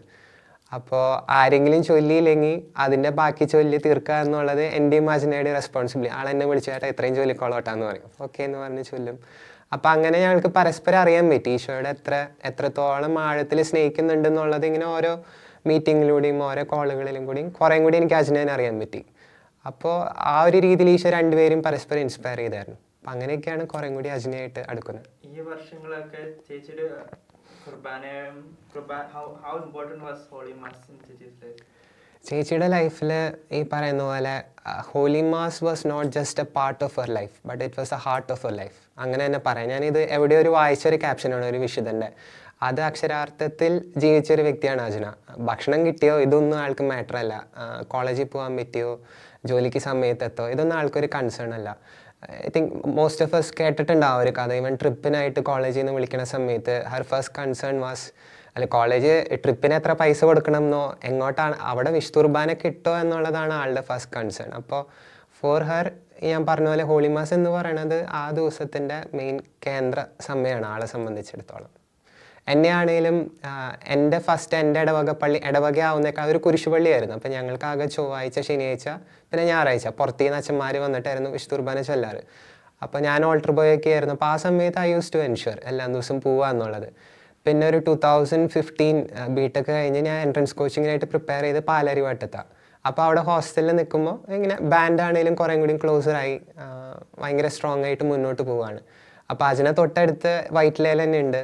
സോ ആൾ എൻഷുർ ചെയ്യും ഇങ്ങനെ ബാൻഡിൻ്റെ ഇൻ്റർസെഷൻ കാര്യങ്ങൾക്കൊക്കെ ആയിട്ട് വിളിക്കുമ്പോൾ എൻ്റെ അടുത്ത് ചോദിക്കും, ചേട്ടാ വിശുദ്ധ കുർബാനയ്ക്ക് പോയോ? അപ്പോൾ എനിക്കും ഇഷ്ടമാണ്, എല്ലാ ദിവസവും പോകാനും ഇഷ്ടമാണ്. പക്ഷേ എന്തെങ്കിലും ഒരു പനിയോ അല്ലെങ്കിൽ എനി കൺസേൺ മടി വന്നാലും ചിലപ്പോൾ ഞാനൊന്ന് മിസ് ചെയ്യും അന്നത്തെ ദിവസത്തെ വിശുദ്ധ കുർബാന. രാവിലെ ചിലപ്പോൾ കൂടില്ല, ഈവനിങ് ആണെങ്കിലും ചിലപ്പോൾ മിസ്സാക്കി കളയാം ആ നേരത്ത് മടി വന്ന. പക്ഷേ she was the one who insisted me. അവളെ ഇങ്ങനെ പറഞ്ഞു തരുമായിരുന്നു, ചേട്ടാ അങ്ങനെ ചെയ്യല്ലേ. എന്താണ് ഏതാണെന്നൊന്നും ആൾക്ക് എക്സ്പ്ലെയിൻ ചെയ്യാൻ പറ്റിയില്ലെങ്കിലും ആൾ പറഞ്ഞ കുഞ്ഞു വാക്കുകളാണെങ്കിലും അതെന്നെ ഒത്തിരി ഇൻസ്പയർ ചെയ്തു. സോ ഫ്രം ദെൻ ഓൺ എൻ്റെ ഓർമ്മയിൽ ഒരു 2016 അത് അജ്നയുടെ ഇൻസ്പിറേഷൻ ആയിരുന്നു. സോ ഫ്രം 2016 ഞാനും എൻഷുർ ചെയ്തായിരുന്നു ഒരു ദിവസം പോലും പരിശുദ്ധ കുർബാന മുടങ്ങില്ല എന്നുള്ളൊരു സംഭവം. അപ്പോൾ അത് ശരിക്കും അജ്നയുടെ ലൈഫിൽ നിന്ന് എനിക്ക് വന്നൊരു ഇൻസ്പിറേഷനാണ്. എനിക്ക് ഓർമ്മയുണ്ട് ഞങ്ങളുടെ വിവാഹമൊക്കെ ആലോചിക്കുന്നതിന് മുമ്പ് ഈ ഒരു ടീമിന് ഇൻ്റർസെഷൻ ടീമിൻ്റെ മെമ്പേഴ്സ് എന്ന നിലയ്ക്ക് എനിക്കൊരു ഹോസ്പിറ്റൽ കൺസേൺ വന്നപ്പോൾ എനിക്ക് പരിശുദ്ധ കുർബാനയ്ക്ക് പോകാൻ പറ്റാത്തൊരു സിറ്റുവേഷൻ വന്നു. അതെനിക്കും ഭയങ്കര വിഷമമായിരുന്നു. കാരണം അതിനൊക്കെ അത്ര പറഞ്ഞ് ഇൻസ്പയർ ചെയ്ത് നിൽക്കുന്നൊരു ഞാൻ കണ്ടിന്യൂസ്ലി പോയിരുന്നൊരു കാലഘട്ടമായിരുന്നു. അപ്പോൾ എൻ്റെ മനസ്സിലോട്ട് പെട്ടെന്ന് വന്നുള്ളൊരു ആശയമായിരുന്നു, അറിയുന്ന ഒരു വ്യക്തി എല്ലാ ദിവസവും പരിശുദ്ധ കുർബാനയ്ക്ക് പോകുന്നത് അജ്നയാണ്. അപ്പോൾ ഐ ആസ്ക്ഡ് അജ്ന, അതായത് അജ്ന ഇന്ന് പോകുമ്പോൾ ഒന്ന് ഫോണും കൂടിയും കൊണ്ടുപോകുമോ, എന്നിട്ട് പരിശുദ്ധ കുർബാന മധ്യേ ഫോണിൽ വിളിക്ക്, ഞാൻ മൈക്ക് ഓഫാക്കി ഇടാം. അപ്പം അങ്ങനെ അജ്ന കുർബാനയ്ക്ക് പോയി അവൾ സ്പീക്കറിൻ്റെ സൈഡിൽ പോയി നിൽക്കും. അപ്പം അങ്ങനെ എനിക്ക് വിശുദ്ധ കുർബാന കൂടാൻ പറ്റിയിട്ടുണ്ട്. അപ്പോൾ may be it's A coincidence, പക്ഷേ അത്ഭുതം എന്ന് പറഞ്ഞു കഴിഞ്ഞാൽ ചിലപ്പോൾ അച്ഛൻ നമുക്ക് തെറ്റി 2 ദിവസത്തെ എടുത്ത് തരില്ല, ചിലപ്പോൾ ഒരേന്ന് എടുക്കാൻ പറ്റില്ല. അപ്പോൾ അച്ഛൻ അത് കഴിഞ്ഞ് വീട്ടിൽ ചെന്നിട്ട് വിളിക്കും, ചേട്ടാ അന്ന് എനിക്ക് അച്ഛൻ 2 ഈശോനെ തന്നു എന്നൊക്കെ പറഞ്ഞിട്ട്. എന്നിട്ട് ആഫ്റ്റർ ദാറ്റ് ഒരു 2-3 years later when Ajna was diagnosed with cancer, ഈ പറയുന്ന പോലെ അമ്മച്ചി നേരത്തെ സൂചിപ്പിച്ചിരുന്നു, അതായത് ഞായറാഴ്ച മാത്രമാണ് വൈദികരെ കൊണ്ടുവന്ന് തന്നിരുന്നത്. അപ്പോൾ ബാക്കി ദിവസം ICUവിൽ പോസിബിൾ അല്ലായിരുന്നു മൊബൈൽ യൂസ് ചെയ്യുക എന്നുള്ളത്. സോ വൺസ് റൂമിലോട്ട് മാറ്റുക അല്ലെങ്കിൽ വാർഡിലോട്ട് മാറ്റിയപ്പോൾ the first thing she ensured is എന്നെ വിളിക്കും. അപ്പോൾ ഞാൻ പരിശുദ്ധ കുർബാനയ്ക്ക് പോകുമ്പോൾ ഞാനും മൊബൈൽ എടുക്കും, സ്പീക്കറിൻ്റെ സൈഡിൽ പോയി നിൽക്കും. അപ്പോൾ അങ്ങനെ once she did it for me. But കർത്താവ് ചിലപ്പോൾ ഒരുക്കിയതായിരിക്കാം, ഒരു ഐഡിയ തന്നതായിരിക്കാം. അന്നൊന്നും നമുക്കിങ്ങനെ 4Gയോ അത്ര സ്പീഡുള്ള ഇൻ്റർനെറ്റും ഇല്ല, നമുക്ക് ഓൺലൈൻ വിശുദ്ധ കുർബാനയും ഇല്ല, ലൈവ് വിശുദ്ധ കുർബാനയൊന്നും ഇല്ല. അപ്പോൾ ആ സമയത്ത് എനിക്കായിരുന്നു ആ ഒരു ഭാഗ്യം കിട്ടിയിരുന്നത്. അപ്പോൾ അവൾ ഹോസ്പിറ്റലിൽ ബാക്കിയുള്ള ദിവസം രാവിലെ കറക്റ്റ് വിളിക്കും, ആൾ എണീറ്റ് റെഡി ആയിട്ടിരിക്കുന്നുണ്ടാവും, പരിശുദ്ധ കുർബാന കൂടും. ചിലപ്പോൾ ആൾ മയങ്ങിപ്പോവും സെഡേഷനിൽ, പക്ഷേ എനിക്ക് കാണാൻ പറ്റും, ചിലപ്പോൾ പെട്ടെന്ന് ഞെട്ടി എണീറ്റിട്ട് വേഗം കുർബാന അറ്റൻഡ് ചെയ്യും. അപ്പോൾ എനിക്കും അങ്ങനത്തെ അത്ഭുതങ്ങൾ ഉണ്ടായിട്ടുണ്ട്. അച്ഛൻ ചിലപ്പോൾ 2 ദിവസത്തെ അറിയാം, അതിനുള്ള ദിവസങ്ങൾ മിക്കപ്പോഴും ചിലപ്പോൾ തെറ്റിയെടുത്ത് തരും, അല്ലെങ്കിൽ വലിയ ഈശോയുടെ അച്ഛൻ ഉപയോഗിക്കുന്ന ഈശോയുടെ ഭാഗം നമുക്ക് കിട്ടുമല്ലോ. അപ്പോൾ അതൊക്കെ ഞങ്ങളെ സംബന്ധിച്ച് പെരുന്നാൾ കുർബാനയുടെ ഒരു സന്തോഷമാണ്. വലിയ കുസ്തി കിട്ടി, അല്ലെങ്കിൽ വീഞ്ഞിൽ മുക്കി തന്നു, ഈശോയുടെ തിരക്തത്തിൽ മുക്കി തന്നു എന്നൊക്കെ പറയുമ്പോൾ. അപ്പോൾ അങ്ങനെ കുർബാന എന്ന് പറയുന്നത് was the most essential part of the day for her. അതിൽ നിന്ന് എനിക്കും ഒരു ഇൻസ്പിറേഷൻ കിട്ടി. So I also made sure that പരിശുദ്ധ കുർബാന എൻ്റെ ജീവിതത്തിലെയും കേന്ദ്രബിന്ദുവാണെന്നുള്ളൊരു. അജ്നനെ ഡയഗ്നോസ് ചെയ്യുന്നതിന് ഒരു 7 to 8 months മുൻപായിരുന്നു. So I was in my last year of masters. അജ്നയുടെ ഒരു ലാസ്റ്റ് ഇയർ ആയിരുന്നു. സോ ഞങ്ങളെ സംബന്ധിച്ച് ജീസുത്തിൽ ചെറുപ്പം തൊട്ടേ ഞങ്ങൾ ശുശ്രൂഷ ചെയ്യുന്നുണ്ട്. അപ്പോൾ നമ്മുടെ ഒരു സിംഗിൾ ലൈഫിൽ നമുക്ക് കർത്താവിന് കൊടുത്തതിനൊരു പരിധി ഉണ്ടായിരുന്നു. We could have done more. അപ്പോൾ നമുക്ക് ആ ഒരു കുഞ്ഞൊരു ഗിൽറ്റ് ഫീലിംഗ് ഉണ്ട്, we could have done more but we didn't do it. So married ലൈഫിലോട്ട് എൻ്റർ ചെയ്യുമ്പോൾ അത് അത്രയും ബ്യൂട്ടിഫുൾ ആയിട്ട് കർത്താവിന് ശുശ്രൂഷ ചെയ്യുന്ന ഒരു മേഖലയായിരിക്കണം. അപ്പോൾ ഒത്തിരി പ്രാർത്ഥിച്ച് അതിലോട്ട് കടക്കണം എന്നുണ്ട്. ജസ്റ്റ് വിവാഹം ഉറപ്പിച്ച് അടുത്ത മാസം തന്നെ കല്യാണം, അങ്ങനെയല്ല. ഞങ്ങളുടെ ആഗ്രഹം ഒരു 1-2 കൊല്ലം പ്രാർത്ഥിച്ച് അത്രയും കൃപ നേടിയിട്ട് കടക്കണം എന്നുണ്ടായിരുന്നു. സോ ഈ ഒരു വെയിറ്റിംഗ് പീരീഡിലായിരുന്നു ഈ ഒരു അസുഖം അജ്നയുടെ ലൈഫിലോട്ട് വരുന്നത്. So but we were also kind of prepared. എനിക്ക് ഓർമ്മയുണ്ട്, ഞാൻ അജ്നയോട് വിവാഹത്തിലോട്ട് ക്ഷണിക്കാനായിട്ട് കാര്യങ്ങൾ പറയുമ്പോൾ out of nowhere I just told her, Ajna നമുക്ക് 1-2 കൊല്ലം മുൻപോട്ടുണ്ട്, നമുക്കറിയില്ല what anything can happen because whatever happens is God's will. പക്ഷേ if God is allowing us at least ഒരു ദിവസമെങ്കിലും ഈശോ നമ്മളെ അനുവദിക്കുകയാണ് ജീവിക്കാൻ കല്യാണത്തിന് ശേഷം.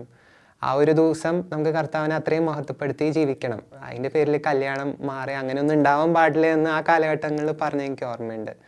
സോ എവറി ടൈം ക്യാൻസർ ആണ് എന്നുള്ള റിപ്പോർട്ട് വരുമ്പോൾ അജന എന്നെ വിളിക്കും.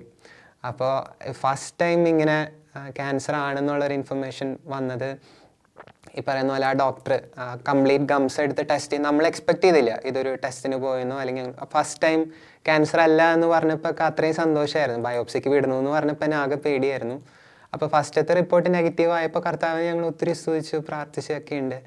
പിന്നെ ഇത് ആദ്യമായിട്ട് ക്യാൻസർ ആണ് എന്ന് പറഞ്ഞു വരുന്ന സമയത്ത് ഞാനൊരു അഡോറേഷൻ ചാപ്പലിൽ ഇരിക്കുമായിരുന്നു. സോ 1-2 മിസ് കോൾ അടിച്ചിട്ട് ആൾ പിന്നെ വിളിക്കുന്നില്ലെങ്കിൽ ഇറ്റ്സ് നോട്ട് ഇമ്പോർട്ടൻറ്റ്. സോ ഞാൻ എടുക്കില്ല അഡോറേഷൻ ചാപ്പലിലായതുകൊണ്ട്. But it was like continuously ഇങ്ങനെ വിളിച്ചുകൊണ്ടേ ഇരിക്കുക. സോ ഞാൻ ഈശോയോട് പറഞ്ഞു പുറത്തോട്ട് ഇറങ്ങി. ആൻഡ് ദെൻ കോൾ എടുത്തപ്പോഴേക്കും ഷീ വാസ് ലൈക്ക്, ചേട്ടാ ശരിയാവില്ല. എന്ത് ശരിയാവില്ല? കാരണം ഒരു ഐഡിയ ഇല്ല, എന്താ സംഭവം ഒന്നും ഐഡിയ ഇല്ല. ഇല്ല ചേട്ടാ നമ്മൾ ശരിയാവുന്ന എന്ത് പറ്റി, എന്തുണ്ടായേ? So then she was telling me ഇങ്ങനെ ക്യാൻസർ ആണെന്ന് ഡയഗ്നോസ് ചെയ്തു, നമ്മൾ ശരിയാവില്ല ചേട്ടാ, ചേട്ടൻ വേറെ ആളെ നോക്കണം, ഈശോ എനിക്ക് വേറെ കാര്യങ്ങളാണ് പറഞ്ഞത്, എൻ്റെ പദ്ധതി വേറെ ആയിരിക്കാം ഈശോയ്ക്ക്, ചേട്ടൻ വേറെ ആളെ നോക്കണം, ചേട്ടൻ നല്ല ആളെ കിട്ടും, അങ്ങനെ കുറേ ബ്ലെസ്സിങ് ഒക്കെ ആയിട്ട് ചേട്ടൻ നല്ലതാണ്, അങ്ങനെ കുറേ ഇങ്ങനെ പറഞ്ഞു. അപ്പോൾ ആ സമയത്തേക്ക് I use to try talking back. അപ്പോൾ ഞാൻ ഇങ്ങനെ പറയും, അതിനെ നിങ്ങൾക്ക് ഓർമ്മയുണ്ടാന്ന് ഞാൻ വിവാഹത്തിൽ ചോദിച്ച സമയത്ത് ഞാൻ എന്നോട് പറഞ്ഞിട്ടില്ലേ, may be it's just 1 day.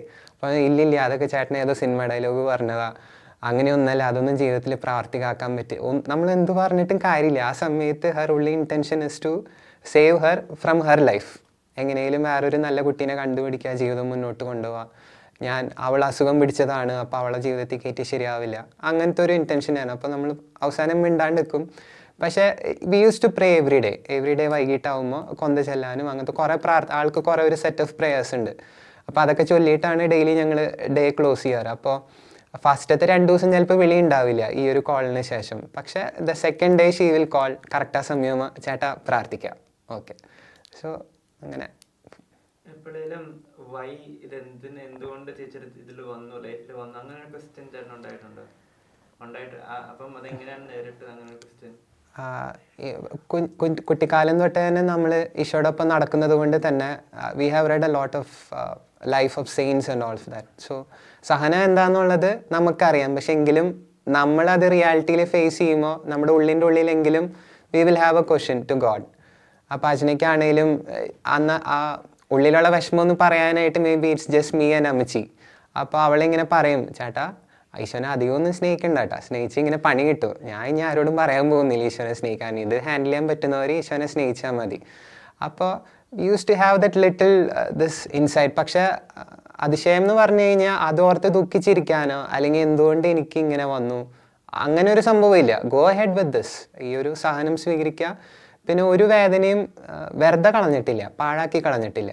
ഒക്കെ നമുക്ക് നിയോഗങ്ങളുണ്ട്. ഞങ്ങൾക്കൊരു ഇൻ്റർസെഷൻ ലിസ്റ്റ് ഉണ്ടായിരുന്നു. ഞങ്ങൾ 1 she said yes to me, വീട്ടുകാരോടൊക്കെ ചോദിച്ച് വിവാഹ ജീവിതത്തിലോട്ട് കടക്കാം, ഒരുമിച്ച് പ്രാർത്ഥിക്കാം എന്നൊക്കെ തീരുമാനം എടുത്ത സമയം തൊട്ട് എൻ്റെയും അജ്നയുടെയും ഇൻ്റർസെഷൻ ലിസ്റ്റ് കോമൺ ആയി. So we use to starting from the pope ഞങ്ങളോട് മധ്യസ്ഥ പ്രാർത്ഥന ചോദിച്ചിട്ടുള്ള സകല ആൾക്കാർക്കും വേണ്ടി നമ്മൾ പ്രാർത്ഥിക്കും. സോ ഈ ഓരോ വേദനകളും അവർക്ക് വേണ്ടി കാഴ്ചവെക്കാനായിട്ട് അജ്ന എൻഷുർ ചെയ്തിട്ടുണ്ട്. ഇപ്പം എനിക്കാണെങ്കിൽ എനിക്കുള്ള വിഷമങ്ങൾ ഇതുപോലെ തന്നെ അജ്നയ്ക്ക് ഉണ്ടാവുന്ന വേദന എൻ്റെയും വേദനയാണ്.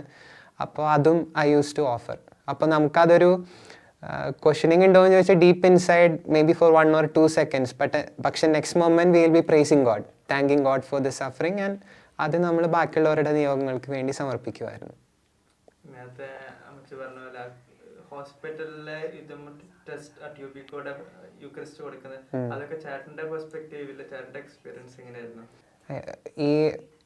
നമുക്കൊക്കെ എല്ലാ ദിവസവും പരിശുദ്ധ കുർബാന അവൈലബിൾ ആണല്ലോ പള്ളിയിൽ. ഏത് പള്ളിയിൽ വേണമെങ്കിലും നമുക്ക് പോകാം. ചിലപ്പോൾ രാവിലെ 5:30 എണീക്കാൻ മടിയാണ്, 6 മണിയുടെ വിശുദ്ധ കുർബാനയ്ക്ക് പോകാൻ പറ്റിയില്ലെങ്കിൽ തൊട്ടപ്പുറത്തെ ഇടവകയിൽ 6:15-നും 6:30-ക്കും 7 മണിക്കൊക്കെ ആയാലും ഏറ്റവും ലാസ്റ്റ് മാസം തൃശ്ശൂർ ഉണ്ടായിരുന്ന 7 മണിക്ക് ലത്തീംപള്ളി, എല്ലാ ജോലിക്കാരും അവിടെ വരും. അപ്പം നമ്മുടെ മടിയും സമയം അനുസരിച്ച് നമുക്ക് പോകാമായിരുന്നു. പക്ഷേ for Ajna it was like യാത്രയ്ക്ക് തന്നെ ബുദ്ധിമുട്ടാണ്. അമ്മച്ചി നേരത്തെ സൂചിപ്പിച്ചായിരുന്നു, ആദ്യം കാലുമേലത്തെ ഇത് കോംപ്ലിക്കേഷനായി, പഴുത്തു, കാലൊന്ന് നിലത്ത് കുത്താൻ പോലും, കുത്തുമ്പോൾ ഹീല് നിലത്ത് മുട്ടില്ല. ഹീല് നിലത്ത് മുട്ടണമെങ്കിൽ ആ സർജറിയിൽ കട്ട് ചെയ്തെടുത്ത ആ ഭാഗം മൊത്തം ഇലോങ്ങേറ്റ് ആവും. അങ്ങനെ ലെഗ് ഫോം ആയിപ്പോയി. അപ്പോൾ ആ വേദന സഹിച്ച് നടന്നിട്ടായിരുന്നു ആള് പരിശുർബാനയ്ക്ക് പോയിരുന്നത്. അപ്പോൾ ആ കറക്റ്റ് സമയത്ത് പോയില്ലെങ്കിൽ പോകാനും പറ്റില്ല. അത് നമ്മൾ പലപ്പോഴും ഞാൻ കുമ്പസാരിച്ച് റെഡി ആയിട്ടില്ല, എനിക്ക് യോഗ അങ്ങനെ പറയില്ല. നമ്മൾ പ്യൂരിറ്റിയിലല്ലെങ്കിൽ നമ്മൾ വിശുർബാന സ്വീകരിക്കരുതെന്ന് പറയും. പക്ഷേ അജ്നനെ സംബന്ധിച്ചിടത്തോളം കുമ്പസാരം എല്ലാ ദിവസവും പള്ളിയിൽ വിശുർബാനയ്ക്ക് മുൻപ് ബൈജു വെച്ചൻ കുമ്പസാരിപ്പിക്കാനായിട്ടിരിക്കും. അപ്പോൾ പോയി കുമ്പസാരിക്കും. അത് ഒറ്റ ദിവസം പോലും പരിശുർബാന മുടക്കില്ല. അപ്പോൾ മുടക്കില്ല എന്നുള്ളത് ഇസ് ജസ്റ്റ് വൺ പാർട്ട്. അതിൻ്റെ നെക്സ്റ്റ് ലെവലാണ് പബ്ലിക്കിൻ്റെ മുമ്പിൽ ഇങ്ങനെ മൂക്കിക്കൂടെ ഒഴിച്ചു കൊടുക്കാൻ പറ്റില്ല. ട്യൂബ് ആദ്യം മൂക്കിക്കൂടെയായിരുന്നു. സോ അമ്മച്ചി പറഞ്ഞ പോലെ സങ്കീർത്തിയിൽ പോയി അച്ഛൻ ഗ്ലാസ്സിൽ അലിയിപ്പിച്ച് ഒഴിച്ചു കൊടുക്കുന്നു ഈശോനെ.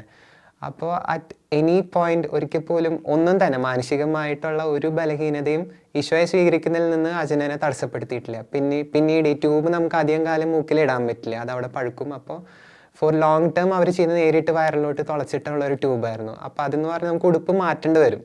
അപ്പോൾ ഇതുപോലെ തന്നെ അച്ഛൻ്റെ മുമ്പിലാണെങ്കിലും നമുക്ക് ഉടുപ്പ് മാറ്റി സ്വീകരിക്കാൻ പറ്റില്ലല്ലോ. അപ്പോൾ അതാണ് അമ്മച്ചി പറഞ്ഞ പോലെ ഈ വായലുണ്ടായിരുന്ന ഒരു കുഞ്ഞു പോക്കറ്റാണ്, അത് ഈശോയായിട്ട് കൊടുത്തതായിരിക്കാം, കൗളിൻ്റെ ഇടയിൽ ഒരു ഗ്യാപ്പ്.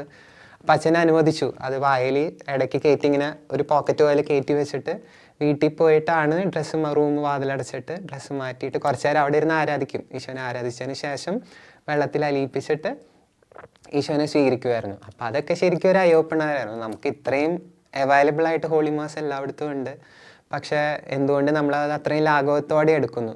അതെന്നെ ഇൻസ്പയർ ചെയ്തൊരു സംഭവം എന്ന് പറഞ്ഞാൽ I use to make sure that ദിവസത്തിൽ ആദ്യം ഞാൻ എൻ്റെ ആത്മാവിന് വേണ്ടിയുള്ളൊരു ഭക്ഷണം, അജ്ന അത്രയും വില കൊടുത്ത ആ ഒരു അപ്പത്തെ, ഈശോയുടെ ശരീരത്തെ ആദ്യം സ്വീകരിച്ചിട്ട് വേറെ എന്തും സ്വീകരിക്കുള്ളൂ, വെള്ളമാണേലും ഭക്ഷണമാണേലും. അപ്പോൾ എവറി ഡേ രാവിലെ തന്നെ പരിശുർബാനയ്ക്ക് പോകാനും എൻ്റെ ഒപ്പമുള്ള കൂട്ടുകാരെയാണേലും അതിന് ഇൻസ്പയർ ചെയ്യാനായിട്ട് അജ്നയുടെ ആ ഒരു എഫേർട്ട് എന്നെ ഒത്തിരി ഹെൽപ്പ് ചെയ്തിട്ടുണ്ട്. എന്നെ ഒത്തിരി സ്ട്രൈക്ക് ചെയ്ത ഒരു ഇൻസിഡൻ്റ് ആണ് ഇതുപോലെ പരിശുർബാനയ്ക്ക് അജ്ന അവസാനമായിട്ട് പോയ പരിശുർബാന തന്നെ പറയാം. പള്ളിയിൽ അവസാനമായിട്ട് പോയ വിശുദ്ധുർബാന, കൊറോണയൊക്കെ ജസ്റ്റ് ഒന്ന് ഒതുങ്ങിയ കാലം, എന്നാലും അത്യാവശ്യം എല്ലായിടത്തും കൊറോണയുണ്ട്, നമുക്ക് പുറത്തോട്ടൊക്കെ ഇറങ്ങാൻ കുറച്ചൊരു ഫ്രീഡം കിട്ടിയ കാലഘട്ടം. അപ്പോൾ അന്ന് അമ്മച്ചിക്ക് അന്നത്തെ ദിവസം രാവിലെ ഭയങ്കര ബുദ്ധിമുട്ടായിരുന്നു, തലവേദനയും ഭയങ്കര ബുദ്ധിമുട്ടായിരുന്നു. അപ്പം കൊറോണ ആണോ എന്നടക്കം നമുക്ക് സംശയിക്കുന്ന അത്രയും ഡിഫിക്കൽട്ടീസ് അമ്മച്ചിക്ക് ഉണ്ടായിരുന്നു. അപ്പം അമ്മച്ചി അജ്നയോട് പറയുന്നുണ്ട് രാവിലെ, അജ്ന നമുക്കിന്ന് വൈകിട്ട് വിശുദ്ധുർബാനയ്ക്ക് പോവാം, എനിക്കിപ്പോൾ തീരെ വയ്യ, നമുക്ക് വൈകിട്ട് പോകുമ്പോൾ ഇപ്പോൾ റെസ്റ്റ് എടുത്തോളം പറയുന്നുണ്ട്. സോ അവസാനമൊക്കെ ആയപ്പോഴേക്കും അജ്നയുടെ വായ, അതുപോലെ കാല്, ചെവി, കണ്ണ് ഇതെല്ലാം പോയായിരുന്നു. മൂക്കിക്കൂടി ആണെങ്കിലും ശ്വാസം വലിക്കൊരു കുഞ്ഞു ദ്വാരം ഉണ്ടായിരുന്നുള്ളൂ. അപ്പോൾ ഈ സമയത്ത് അഡീഷണലി വന്നുള്ളൊരു ബുദ്ധിമുട്ടായിരുന്നു, അജ്നയ്ക്ക് ഓർമ്മ നഷ്ടപ്പെടും പെട്ടെന്ന്, ബ്രെയിനിലെ കെമിക്കൽ റിയാക്ഷൻസ് ഒക്കെ മാറാൻ തുടങ്ങി. അപ്പോൾ ഓർമ്മ നഷ്ടപ്പെടുന്ന ഒരു കാലഘട്ടമായിരുന്നു. അപ്പോൾ അമ്മച്ചി എന്നെ വിളിച്ചിട്ട് പറയാറുണ്ട് വിഷമങ്ങൾ, അതായത് ഭക്ഷണം കൊടുക്കാനിരുത്തുമ്പോഴാണെങ്കിൽ പോലും അജ്ന ഇങ്ങനെ വന്നിരിക്കും, എന്നിട്ട് ഇനി എന്താ ചെയ്യേണ്ടതെന്ന് ചോദിക്കും. അപ്പോൾ അമ്മച്ചി പറയും ഇരിക്കുക, ഇവിടെ ഇരിക്കുക. അപ്പോൾ എങ്ങനെ ഇരിക്കേണ്ടതെന്നടക്കം നമ്മൾ പറഞ്ഞു കൊടുക്കണം, കാരണം ഓർമ്മ പോയി, എങ്ങനെ ഇരിക്കേണ്ടതെന്ന് പോലും ആൾക്കറിയില്ല. അപ്പോൾ ഇങ്ങനെ തട്ടിക്കൊടുക്കും, ഇരിക്കുന്നു പറഞ്ഞിരുത്തും, ഇനി എന്താ ചെയ്യേണ്ടതെന്ന് ചോദിക്കും. അപ്പോൾ ആ ഒരു ദിവസം അമ്മച്ചിക്ക് ഇത്ര വയ്യാത്ത ദിവസം രാവിലെ അമ്മച്ചി ഇങ്ങനെ അച്ഛനോട് പറഞ്ഞു നമുക്ക് വൈകിട്ട് പോകാമെന്ന് പറയുന്നുണ്ട്. അപ്പോൾ അച്ഛനെ അപ്പോൾ തലയാട്ടി. അപ്പോൾ അമ്മച്ചി തിരിച്ച് കിച്ചണിൽ പോയി കാര്യങ്ങളൊക്കെ ചെയ്തുകൊണ്ടിരിക്കുക. അപ്പച്ചന് അതിന് ശേഷം നടക്കാൻ പോയി വന്ന് നോക്കിയപ്പോൾ ഉണ്ട് അജ്നയുടെ ചെരുപ്പ് കാണാനില്ല, അമ്മച്ചിയുടെ ചെരുപ്പ് മാത്രം. പള്ളിയിൽ പോകേണ്ട ടൈമാണ്, പള്ളിയിലായിരിക്കേണ്ട ടൈമാണ്. അപ്പം നോക്കുമ്പോഴാണ് അപ്പം അപ്പച്ചൻ വേഗം അമ്മച്ചിയുടെ അടുത്ത് ചെന്ന് ചോദിക്കുന്നുണ്ട് അജ്ന എവിടെ? അപ്പം അമ്മച്ചി കൊച്ചു മുകളിലുണ്ട്, ഇന്ന് ഞങ്ങളിന്ന് വൈകിട്ടാണ് പോണേന്ന് പറയുന്നുണ്ട്.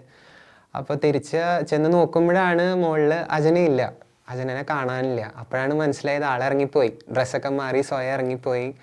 അപ്പോൾ അപ്പച്ചൻ വേഗം പിന്നാലെ ഓടി. അപ്പോൾ നോക്കുമ്പോഴാണ് അജ്ന പള്ളിയിലെ ഏറ്റവും ഫ്രണ്ട് റോയിൽ പോയിരിക്കും, ഏറ്റവും അടുത്ത് ഈശോയുടെ അടുത്ത് പോയിരുന്ന് ആൾക്കാരോട് ചേർന്ന് വിശുദ്ധുർബാന കൂടാനാണ് ഇഷ്ടം.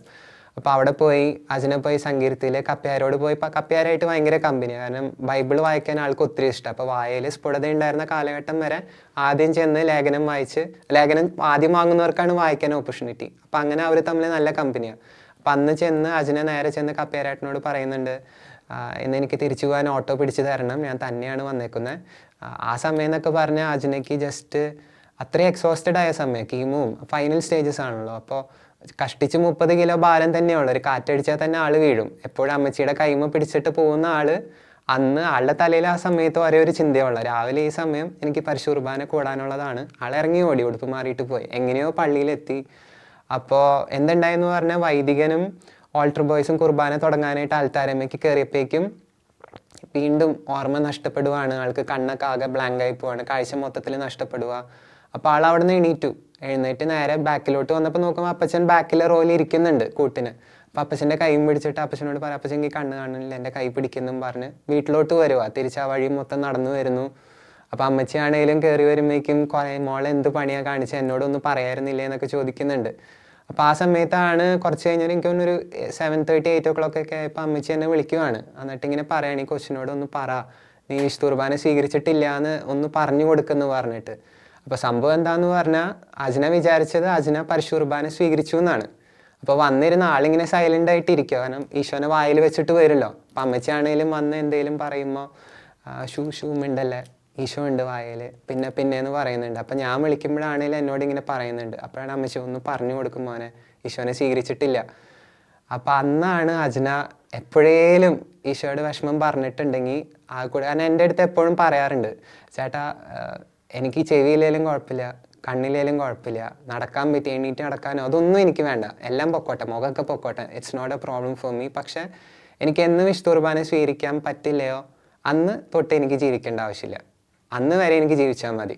അപ്പോൾ ഞാൻ പതുക്കെ പറഞ്ഞു കൊടുക്കുകയാണ്, അച്ഛനാ നീ ഇന്ന് സ്വീകരിച്ചിട്ടില്ല, നീ സമയം നോക്ക്, നിൻ്റെ വായിൽ ഈശോ ഇല്ല, നീ തിരിച്ചു വന്നു എന്നൊക്കെ പറഞ്ഞിങ്ങനെ പറഞ്ഞു. പതുക്കെ ആൾ ആ റിയാലിറ്റി ഓർമ്മ വരുന്നു, റിയാലിറ്റിയിലോട്ട് വരുന്നു. അപ്പോൾ കണ്ണിൽ നിന്നൊക്കെ വെള്ളം വരുന്നുണ്ട്, ഞാൻ പൊട്ടിക്കരയാൻ തുടങ്ങി. അപ്പം എൻ്റെ അടുത്ത് ഇങ്ങനെ ഭയങ്കര വിഷമം, ചേട്ടാ ഈശോ എൻ്റെ കണ്ണെടുത്തു, ഈശോൻ്റെ ചെവി എടുത്തു, എനിക്ക് നടക്കാൻ പറ്റുന്നില്ല, എനിക്ക് ആരോഗ്യമില്ല, എന്നിട്ട് പോലും ഞാൻ ഈശോയുടെ അടുത്തോട്ട് പോയി. ഇപ്പം എൻ്റെ ഓർമ്മയടക്കം നഷ്ടപ്പെടുത്തി. എനിക്കിപ്പം ഞാൻ എങ്ങനെ ഈശോനെ സ്വീകരിക്കാനൊക്കെ ചോദിച്ചിട്ട് ആ കരഞ്ഞ നിമിഷങ്ങൾ എനിക്ക് നല്ല ഓർമ്മയുണ്ട്. ഞങ്ങളുടെ ഈ ഒരു ടീമിൻ്റെ പ്രത്യേകത എന്ന് പറഞ്ഞു കഴിഞ്ഞാൽ ഒരു ലൈഫ് ലോങ് കമ്മിറ്റ്മെൻ്റ് ആയിരുന്നു ഞങ്ങൾക്ക് എല്ലാവർക്കും. അപ്പോൾ ഞങ്ങൾ ഓരോരുത്തരുടെ പഠനമാണേലും ജോലിയാണേലും അതനുസരിച്ചായിരുന്നു ഞങ്ങൾ കേന്ദ്രീകരിച്ചിരുന്നത്. സോ ബാൻഡിലെ ഓരോ പാരൻസിനും എല്ലാവരും പരസ്പരം നന്നായിട്ട് അറിയായിരുന്നു. സോ അജ്നേനെ ആണെങ്കിലും എൻ്റെ പാരൻസിന് നന്നായിട്ട് അറിയുമായിരുന്നു. എൻ്റെ പാരൻസാണ് ആക്ച്വലി എന്നോട് പറയുന്നത്, എൻ്റെയും അജ്നയുടെ ഒക്കെ ഒരു വിവാഹപ്രായമായപ്പോൾ എടാ നമുക്ക് അവളെ ആലോചിച്ചാലോ എന്നുള്ള രീതിയിൽ പറഞ്ഞു വരുന്നു. സോ അവർക്ക് അജ്നേനെ അത്രയും ഇഷ്ടമായിരുന്നു.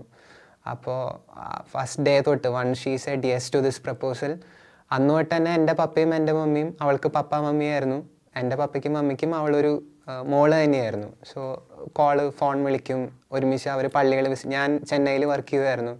സോ അവർ നാട്ടിൽ ഇവരൊരുമിച്ച് സൺഡേസൊക്കെ അമ്മച്ചീനൊക്കെ കൂട്ടിയിട്ടാണേലും പള്ളികൾ വിസിറ്റ് ചെയ്യാൻ. അപ്പോൾ അത്രയൊരു മകൾ എന്നുള്ളൊരു ഫീൽ എൻ്റെ പാരൻസിനും ഉണ്ടായിരുന്നു. സോ അസുഖമാണെന്ന് അറിഞ്ഞപ്പോൾ അവർക്ക് ഭയങ്കര വിഷമമായിരുന്നു. കാരണം ഇത്രയും നമ്മൾ കാത്തിരുന്നൊരു വ്യക്തിനെ നമുക്കിനി കിട്ടോ ഇല്ലയോ എന്നുള്ളൊരു പേടിയാണ്. അല്ലാണ്ട് അസുഖമായ ഒരു കൊച്ചിനെ എങ്ങനെ വീട്ടിലോട്ട് കൊണ്ടുവരാം എന്നുള്ളൊരു കൺസേൺ അവർക്ക് ഉണ്ടായിരുന്നില്ല. അപ്പം ഞാനാണെങ്കിലും എൻ്റെ മാസ്റ്റേഴ്സിൻ്റെ ഫൈനൽ ഇയറിലെ ഇൻറ്റേൺഷിപ്പിന് ലാസ്റ്റ് 1 month 2 monthേ ഉള്ളൂ.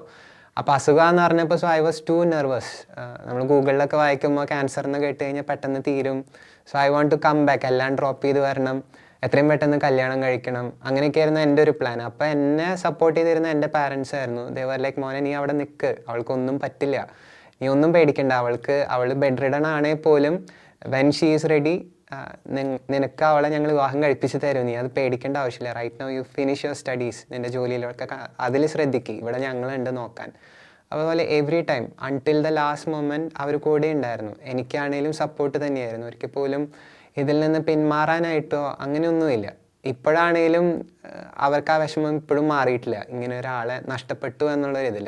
പക്ഷേ ദൈവസന്നിധിയിൽ ഇന്ന് കർത്താവ് അവളെ എത്രത്തോളം മഹത്വപ്പെടുത്തി എന്നുള്ളതും അവളുടെ ലൈഫിലൂടെ എത്രത്തോളം യുവാക്കൾ അല്ലെങ്കിൽ ദൈവജനം ദൈവത്തിലോട്ട് തിരികെ അടുക്കുന്നു എന്നുള്ളത് കാണുമ്പോൾ they are also happy.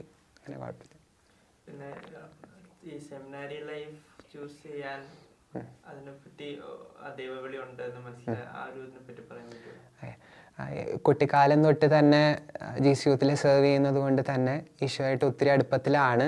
So അതിൻ്റെ എന്നെയൊക്കെ കുട്ടിക്കാലത്തൊക്കെ നമ്മൾ ചിന്തിക്കുക അതിൻ്റെയൊക്കെ ഏറ്റവും മേജർ പോയിന്റ് എന്ന് പറഞ്ഞു കഴിഞ്ഞാൽ വൈദികനാവുക അല്ലെങ്കിൽ സിസ്റ്റേഴ്സ് ആവുക. That is a utmost point of giving sacrifice, അല്ലെങ്കിൽ ഏറ്റവും highest point of doing it. അപ്പോൾ എന്നെ സംബന്ധിച്ച് നമുക്ക് എപ്പോഴും ഒരു ഇതുണ്ടാവില്ല, നമ്മൾ പാപിയാണ്, I'm not worthy for it. So that use to draw me back from going into the priesthood. പക്ഷേ എങ്കിലും ഈശോയെ മാക്സിമം സെർവ് ചെയ്യുക എന്നുള്ളൊരു സംഭവം എൻ്റെ ഉള്ളിലുണ്ട് എപ്പോഴും. Though I saw priesthood as a distant dream, അല്ലെങ്കിൽ എനിക്ക് പറ്റാത്തൊരു സംഭവം, ഐ എം നോട്ട് വർത്തി എന്നുള്ള സംഭവത്തിൽ ഞാൻ നീക്കി വെക്കാറുണ്ട്. ആ സമയത്താണ് അജ്നേനെ കണ്ടുമുട്ടുന്നതും വിവാഹ ജീവിതത്തെ പറ്റി ആലോചിക്കുന്നതും എല്ലാം തന്നെ. അപ്പോൾ I remember the first time she agreed in to this marriage. ഞങ്ങൾ ബാൻഡ് പ്രാക്ടീസിന് വരുവാണ്. അപ്പോൾ തൃശ്ശൂർ പുത്തമ്പള്ളി ഉണ്ട്, പുത്തമ്പള്ളിയിൽ ഇവളാണ് ഞായറാഴ്ച പ്രാക്ടീസിന് വരുമ്പോൾ പരിശുദ്ധ കുർബാന കൂടാനായിട്ട് നിർബന്ധം കൂട്ടിയിരുന്നത്. സോ അവളെയും കൂട്ടിയിട്ടാണ് ഞാൻ വിശുദ്ധ കുർബാനയ്ക്ക് പോവുക. അപ്പോൾ സ്ത്രീകളുടെ വശത്ത് അവളിരിക്കും, പുരുഷന്മാരുടെ വശത്ത് ഞാനും നിൽക്കും. അപ്പോൾ സ്തുതിയൊക്കെ കൊടുക്കുമ്പോൾ, സമാധാനം കൊടുക്കുമ്പോൾ പരസ്പരം കൊടുക്കാൻ വേണ്ടിയിട്ടൊക്കെ ആയിട്ട്. അപ്പോൾ I remember that first holy mass എനിക്കൊരു വിഷൻ ഉണ്ടാവുകയാണ്. കൂദാശവചനം കുർബാനയുടെ മെയിൻ ഭാഗത്ത് I could see myself on the altar. അതെങ്ങനെയാണെന്ന് എനിക്കറിയില്ല, പറയാൻ ഐ കാൺ ഡിസ്ക്രൈബ് ഇറ്റ്. ഒന്നില്ലെങ്കിൽ എന്നെ തന്നെ കാണുവാണെങ്കിൽ, അല്ലെ ഞാൻ തന്നെയാണ് അവിടെ, എൻ്റെ ശബ്ദം തന്നെ ഞാൻ കേൾക്കുവാണ് വൈദികൻ കൂദാശവചനങ്ങൾ ചൊല്ലുന്നത്. സോ എൻ്റെ കണ്ണിൽ നിന്നൊക്കെ വെള്ളം വരുന്നുണ്ട്.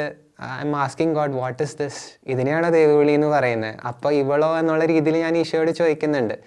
ഈശോയോട് പറയുന്നുണ്ട്, ഈശോയെ ഇവളുള്ളപ്പോൾ ഞാൻ എന്തായാലും വരില്ല, അല്ലെങ്കിൽ ഞാനുള്ളപ്പോൾ ഇവളെന്തായാലും മഠത്തിലും പോകാൻ പോകുന്നില്ല. അവൾക്ക് കുടുംബജീവിതം ഒത്തിരി ഇഷ്ടമായിരുന്നു, ഒത്തിരി മക്കൾ വേണം, ദൈവമക്കളായി വളർത്തണം, വിശുദ്ധരാക്കി അതായിരുന്നു അവളുടെ ഒരു ഇത്. സോ ഈശോയോട് അങ്ങനെ പറഞ്ഞ് ആ ഒരു വിഷൻ അതോടെ പോയി. ഞാൻ ഇവളോട് പറയാനൊന്നും നിന്നില്ല. ആ ഒരു ഇതോടെ, ആ ഒരു വിശുദ്ധ കുർബാന കഴിഞ്ഞതോടെ പിന്നെ ഞങ്ങൾ വിവാഹ ജീവിതത്തിനായിട്ട് ഒരുമിച്ച് പ്രാർത്ഥിച്ചൊരുങ്ങുന്നു. ആൻഡ് ആഫ്റ്റർ ദിസ് അവളുടെ മരണശേഷം ഞാൻ വീണ്ടും തൊട്ടടുത്ത ദിവസം ഈ സെയിം പള്ളിയിൽ സെയിം ബെഞ്ചിൽ തന്നെ പോയിരിക്കുക. അന്നത്തെ ഓർമ്മകളൊക്കെ ഇങ്ങനെ വന്നതുകൊണ്ട് ആ ഒരു നൊസ്റ്റാൾജി ഉണ്ടല്ലോ, അപ്പോൾ അവിടെ പോയിരിക്കുവാണ്. സെയിം അനുഭവം എനിക്ക് വീണ്ടും ഉണ്ടാവുകയാണ്. ഈ പരിശുദ്ധ കുർബാനയ്ക്ക് നിൽക്കുന്ന സമയത്ത്, വീണ്ടും കൂദാശവചനത്തിൻ്റെ സമയത്ത് ഈ സെയിം എക്സ്പീരിയൻസ് ഉണ്ടാവുകയാണ്. അപ്പോൾ ഈശോയോട് പറഞ്ഞു, ഈശോയെ അന്ന് നീ എന്നെ പറ്റിച്ചു, you didn't give me clear idea. ഇതാണ് ദൈവവിളി, this is what you mean by ഒരു വൊക്കേഷൻ കോളിംഗ് എന്നാണെങ്കിൽ എനിക്ക് വ്യക്തമായ അടയാളം തരണമല്ല, അത് ഞാൻ വരില്ല എന്നും പറഞ്ഞിട്ട് ഈശോയോട് പറഞ്ഞു. ആ പരിശുദ്ധ കുർബാന കഴിഞ്ഞു. പിന്നീട് ഞാൻ അനുഭവിച്ച കാര്യങ്ങൾ എന്ന് പറഞ്ഞു കഴിഞ്ഞാൽ, ജോലി ചെയ്യുന്ന ഒരു കാലഘട്ടമാണ്. So wherever I travel, bus stop ആണെങ്കിൽ പോലും, ട്രെയിൻ ആണെങ്കിലും എവിടെയാണെങ്കിലും, people just stare at me and they ask me സെമിനാരിനാണോ അല്ലെങ്കിൽ അച്ഛനാണോ. 12 കൊല്ലം മുൻപൊക്കെ കൂടെ പഠിച്ച് എന്നെ കാണുന്നവരൊക്കെ എന്നോട് ചോദിക്കുക, എടാ നീ അച്ഛനായോ എന്ന്. സോ ഐ വാസ് ലൈക്ക്, ഞാൻ എപ്പോഴാണ് നിങ്ങളോട് പറയാം അച്ഛനാവുന്നൊന്നും ഞാൻ പറഞ്ഞിട്ടില്ല. സോ അങ്ങനെ കുഞ്ഞു കുഞ്ഞു അടയാളങ്ങളിലൂടെയും പല വൈദികരുടെ കൗൺസിലിങ്ങിലൂടെയൊക്കെ തന്നെ ആ ദൈവവിളി എനിക്ക് ഒത്തിരി വ്യക്തമായി കിട്ടി. അപ്പോൾ എന്നെ സംബന്ധിച്ച് ഇറ്റ്സ് നോട്ട് ലൈക്ക് മാരേജ്. അല്ലെങ്കിൽ പലരും ചോദിക്കുമായിരുന്നു, ഇസ് ഇറ്റ് ബിക്കോസ് അജ്ന മരിച്ചത് കൊണ്ടാണോ പ്രീസ്റ്റ്ഹുഡ് സെലക്ട് ചെയ്തതെന്നുള്ള സംഭവം? ഒരിക്കലും അല്ല. അജ്നയുടെ മരണശേഷം 1 കൊല്ലത്തോളം ഞാൻ പ്രാർത്ഥിച്ചൊരുങ്ങി, ഒരു വൊക്കേഷന് വേണ്ടി പ്രാർത്ഥിച്ച്. അത് അത്രയും ഡിഫിക്കൽട്ടായിരുന്നു. സോ ലാസ്റ്റൊക്കെ ആയപ്പോഴേക്കും ജോലി റിസൈൻ ചെയ്ത് 2 മാസം ഇരുന്ന് കുത്തിയിരുന്ന് പ്രാർത്ഥിച്ച്. ഈവൺ ഒത്തിരി പ്രപ്പോസൽസ് വീണ്ടും വരുമായിരുന്നു ആ ഒരു കാലഘട്ടമൊക്കെ ആയപ്പോൾ. So even I gave A good consideration, ഇനിയൊരു വിവാഹം വേണോ, ഇത് വേണോ എന്നുള്ളതൊക്കെ.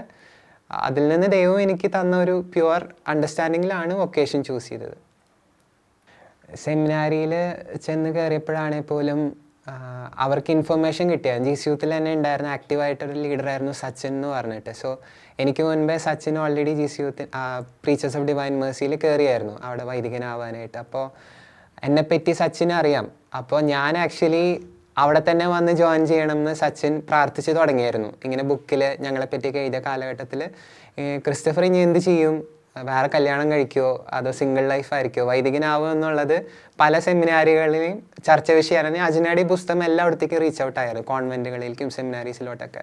അപ്പോൾ പലപ്പോഴും ഞാൻ കേട്ടിട്ടുണ്ട് വൈദികയിലൂടെ, അവിടെ ബ്രദേഴ്സൊക്കെ നിൻ്റെ ഭാവിനെ പറ്റി കറക്കിക്കുത്തലാണ് പരിപാടി, കുറച്ച് പേര് പറയും നീ അച്ഛനാവും പോവും, കല്യാണം കഴിക്കുമോ, അങ്ങനെയൊക്കെ. അപ്പോൾ ഈ Sachin he use to pray, ദൈവമേ അവനൊരു വൈദികനാക്കണേ, നിൻ്റെ വിളി അതാണെങ്കിൽ അവനെ വെളിപ്പെടുത്തി കൊടുക്കണേ, ഞങ്ങളുടെ അടുത്തോട്ട് തന്നെ വരണേ എന്നുള്ള രീതിയിൽ. സോ ഞാൻ ചെന്ന കോൺഗ്രിഗേഷനിൽ they had an idea about me already. So അവരിങ്ങനെ ബ്രേക്ക് കിട്ടുമ്പോൾ എൻ്റെ അടുത്ത് വരും, ചേട്ടാ എങ്ങനെയായിരുന്നു അജ്ന ചേച്ചി, എന്തായിരുന്നു. അപ്പോൾ അവരൊക്കെ ചോദിച്ച് വരാറുണ്ട് ഒത്തിരി. ഞാൻ നേരത്തെ പറഞ്ഞ പോലെ ഒരു മാരിറ്റൽ ലൈഫ് എന്ന് പറയുന്നത് ഒത്തിരി പ്രാർത്ഥിച്ചൊരുങ്ങി കയറേണ്ട ഒരു മേഖലയായിട്ടാണ് ഞങ്ങൾ കണ്ടിരുന്നത്. അപ്പോൾ അത്രയും പ്രാർത്ഥിച്ച് കൃപ സ്വീകരിച്ചിട്ട് കടക്കണം എന്നുള്ളൊരു സംഭവം. അപ്പോൾ കുറേ കാര്യങ്ങളുണ്ട് ഞങ്ങൾ എൻഷുർ ചെയ്തായിരുന്നു ഈ ഒരു പ്രാർത്ഥന കളക്ട് ചെയ്യാനായിട്ട്. സോ കുമ്പസാരിക്കാനൊക്കെ റെഗുലർ കൺഫെഷനൊക്കെ ഞങ്ങൾ എൻഷുർ ചെയ്തായിരുന്നു. അപ്പോൾ ഞങ്ങളിൽ ആരെങ്കിലും ഒരാൾ തന്നെ അല്പം വൈകി എന്ന് കണ്ടു കഴിഞ്ഞാൽ ഞങ്ങൾ അന്നത്തെ ദിവസത്തെ കോളേജ് ചിലപ്പോൾ ഒഴിവാക്കും. വേറെ ഒന്നല്ല, വിശുദ്ധിയില്ലാത്ത ഒന്നും കയറി വരരുത്. നമ്മുടെ പാപം നമ്മുടെ ഉള്ളിലുണ്ടെങ്കിൽ ചിലപ്പോൾ കർത്താവ് ആഗ്രഹിക്കാത്ത മേഖലയിലോട്ട് നമ്മൾ കടന്നു, അത് സംസാരത്തിലാണെങ്കിൽ പോലും പ്രവൃത്തിയിലാണെങ്കിൽ പോലും. So we use to ensure കുമ്പസാരിക്കാൻ അല്പമെങ്കിലും വൈകി പോയി കഴിഞ്ഞാൽ ഞങ്ങൾ വിളിക്കില്ല. അത് വിളിച്ചില്ലെങ്കിലും പരസ്പരം അറിയാൻ പറ്റും എന്തുകൊണ്ടാണെന്നുള്ള കാര്യങ്ങളൊക്കെ. അപ്പോൾ അതുപോലെ തന്നെ എല്ലാ ദിവസവും പ്രാർത്ഥിക്കുക, കുടുംബ പ്രാർത്ഥന തന്നെ ചൊല്ലാറുണ്ട്. അപ്പോൾ അജനിക്കെന്ന് പറഞ്ഞാൽ വേറെ ഒത്തിരി സെറ്റ് ഓഫ് പ്രേയേഴ്സ് അറിയാം. ഞാൻ ആദ്യമായിട്ടൊക്കെ അങ്ങനത്തെ സംഭവങ്ങളൊക്കെ അറിയുന്നത്. സോ കുടുംബ പ്രാർത്ഥന കഴിഞ്ഞു, അടുത്ത ചേട്ടൻ ഞാൻ കുറച്ച് സ്ക്രീൻഷോട്ട് അയച്ചിട്ടുണ്ടെന്ന് പറയും. അപ്പോൾ നോക്കുമ്പോൾ അടുത്ത ഉണ്ണീശോടുള്ള നോവേന, അത് കഴിഞ്ഞ് പരിശുദ്ധാത്മാവിനുള്ള നോവേന, ഈശോയുടെ തിരുഹൃദയത്തോടുള്ള പ്രാർത്ഥന. അപ്പോൾ ഇതൊക്കെ ഒരു വൺ അവറോളം ഇങ്ങനെ പോകും. ഇതെല്ലാം കഴിഞ്ഞ് ബൈബിൾ വായന, പിന്നെ പാട്ട് പാടും. ഓരോ ദിവസം ഓരോരുത്തർക്കുള്ള ചാൻസ് ആയിരിക്കും ലാസ്റ്റ് പാട്ട് പാടാനൊക്കെ ആയിട്ട്. അജനയുടെ അവസാനത്തെ കാലഘട്ടങ്ങളിൽ വരെ എല്ലാ ദിവസവും വിളിച്ച് പ്രാർത്ഥിക്കുക. ബോധം ഉണ്ടായിരുന്ന കാലഘട്ടം വരെ തന്നെ ഷീ യൂസ് ടു എൻഷുർ. അത് എത്ര വയ്യാത്തൊരവസ്ഥയാണെങ്കിൽ പോലും രാത്രി എത്ര ലേറ്റ് ആയാൽ പോലും പ്രാർത്ഥിച്ചിട്ട് കിടക്കാം. അതൊരു ജസ്റ്റ് ഒരു പിതാവിനും പുത്രനും ചൊല്ലാനാണെങ്കിൽ പോലും ആ ഒരു പ്രാർത്ഥന ചൊല്ലിയിട്ട് കിടക്കാറുണ്ടായിരുന്നുള്ളൂ. പിന്നെ വേറെ എന്താ ചോദിച്ചിരുന്നത്? തൊട്ട് മുമ്പ് ചോദിച്ച സംഭവം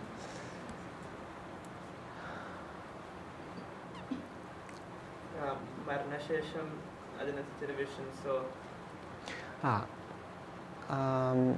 എനിക്ക് just like for every one, നമുക്കറിയാം ഒരാൾ മരിച്ചു ഉടനടി സ്വർഗത്തിലേക്ക് ചെല്ലില്ല.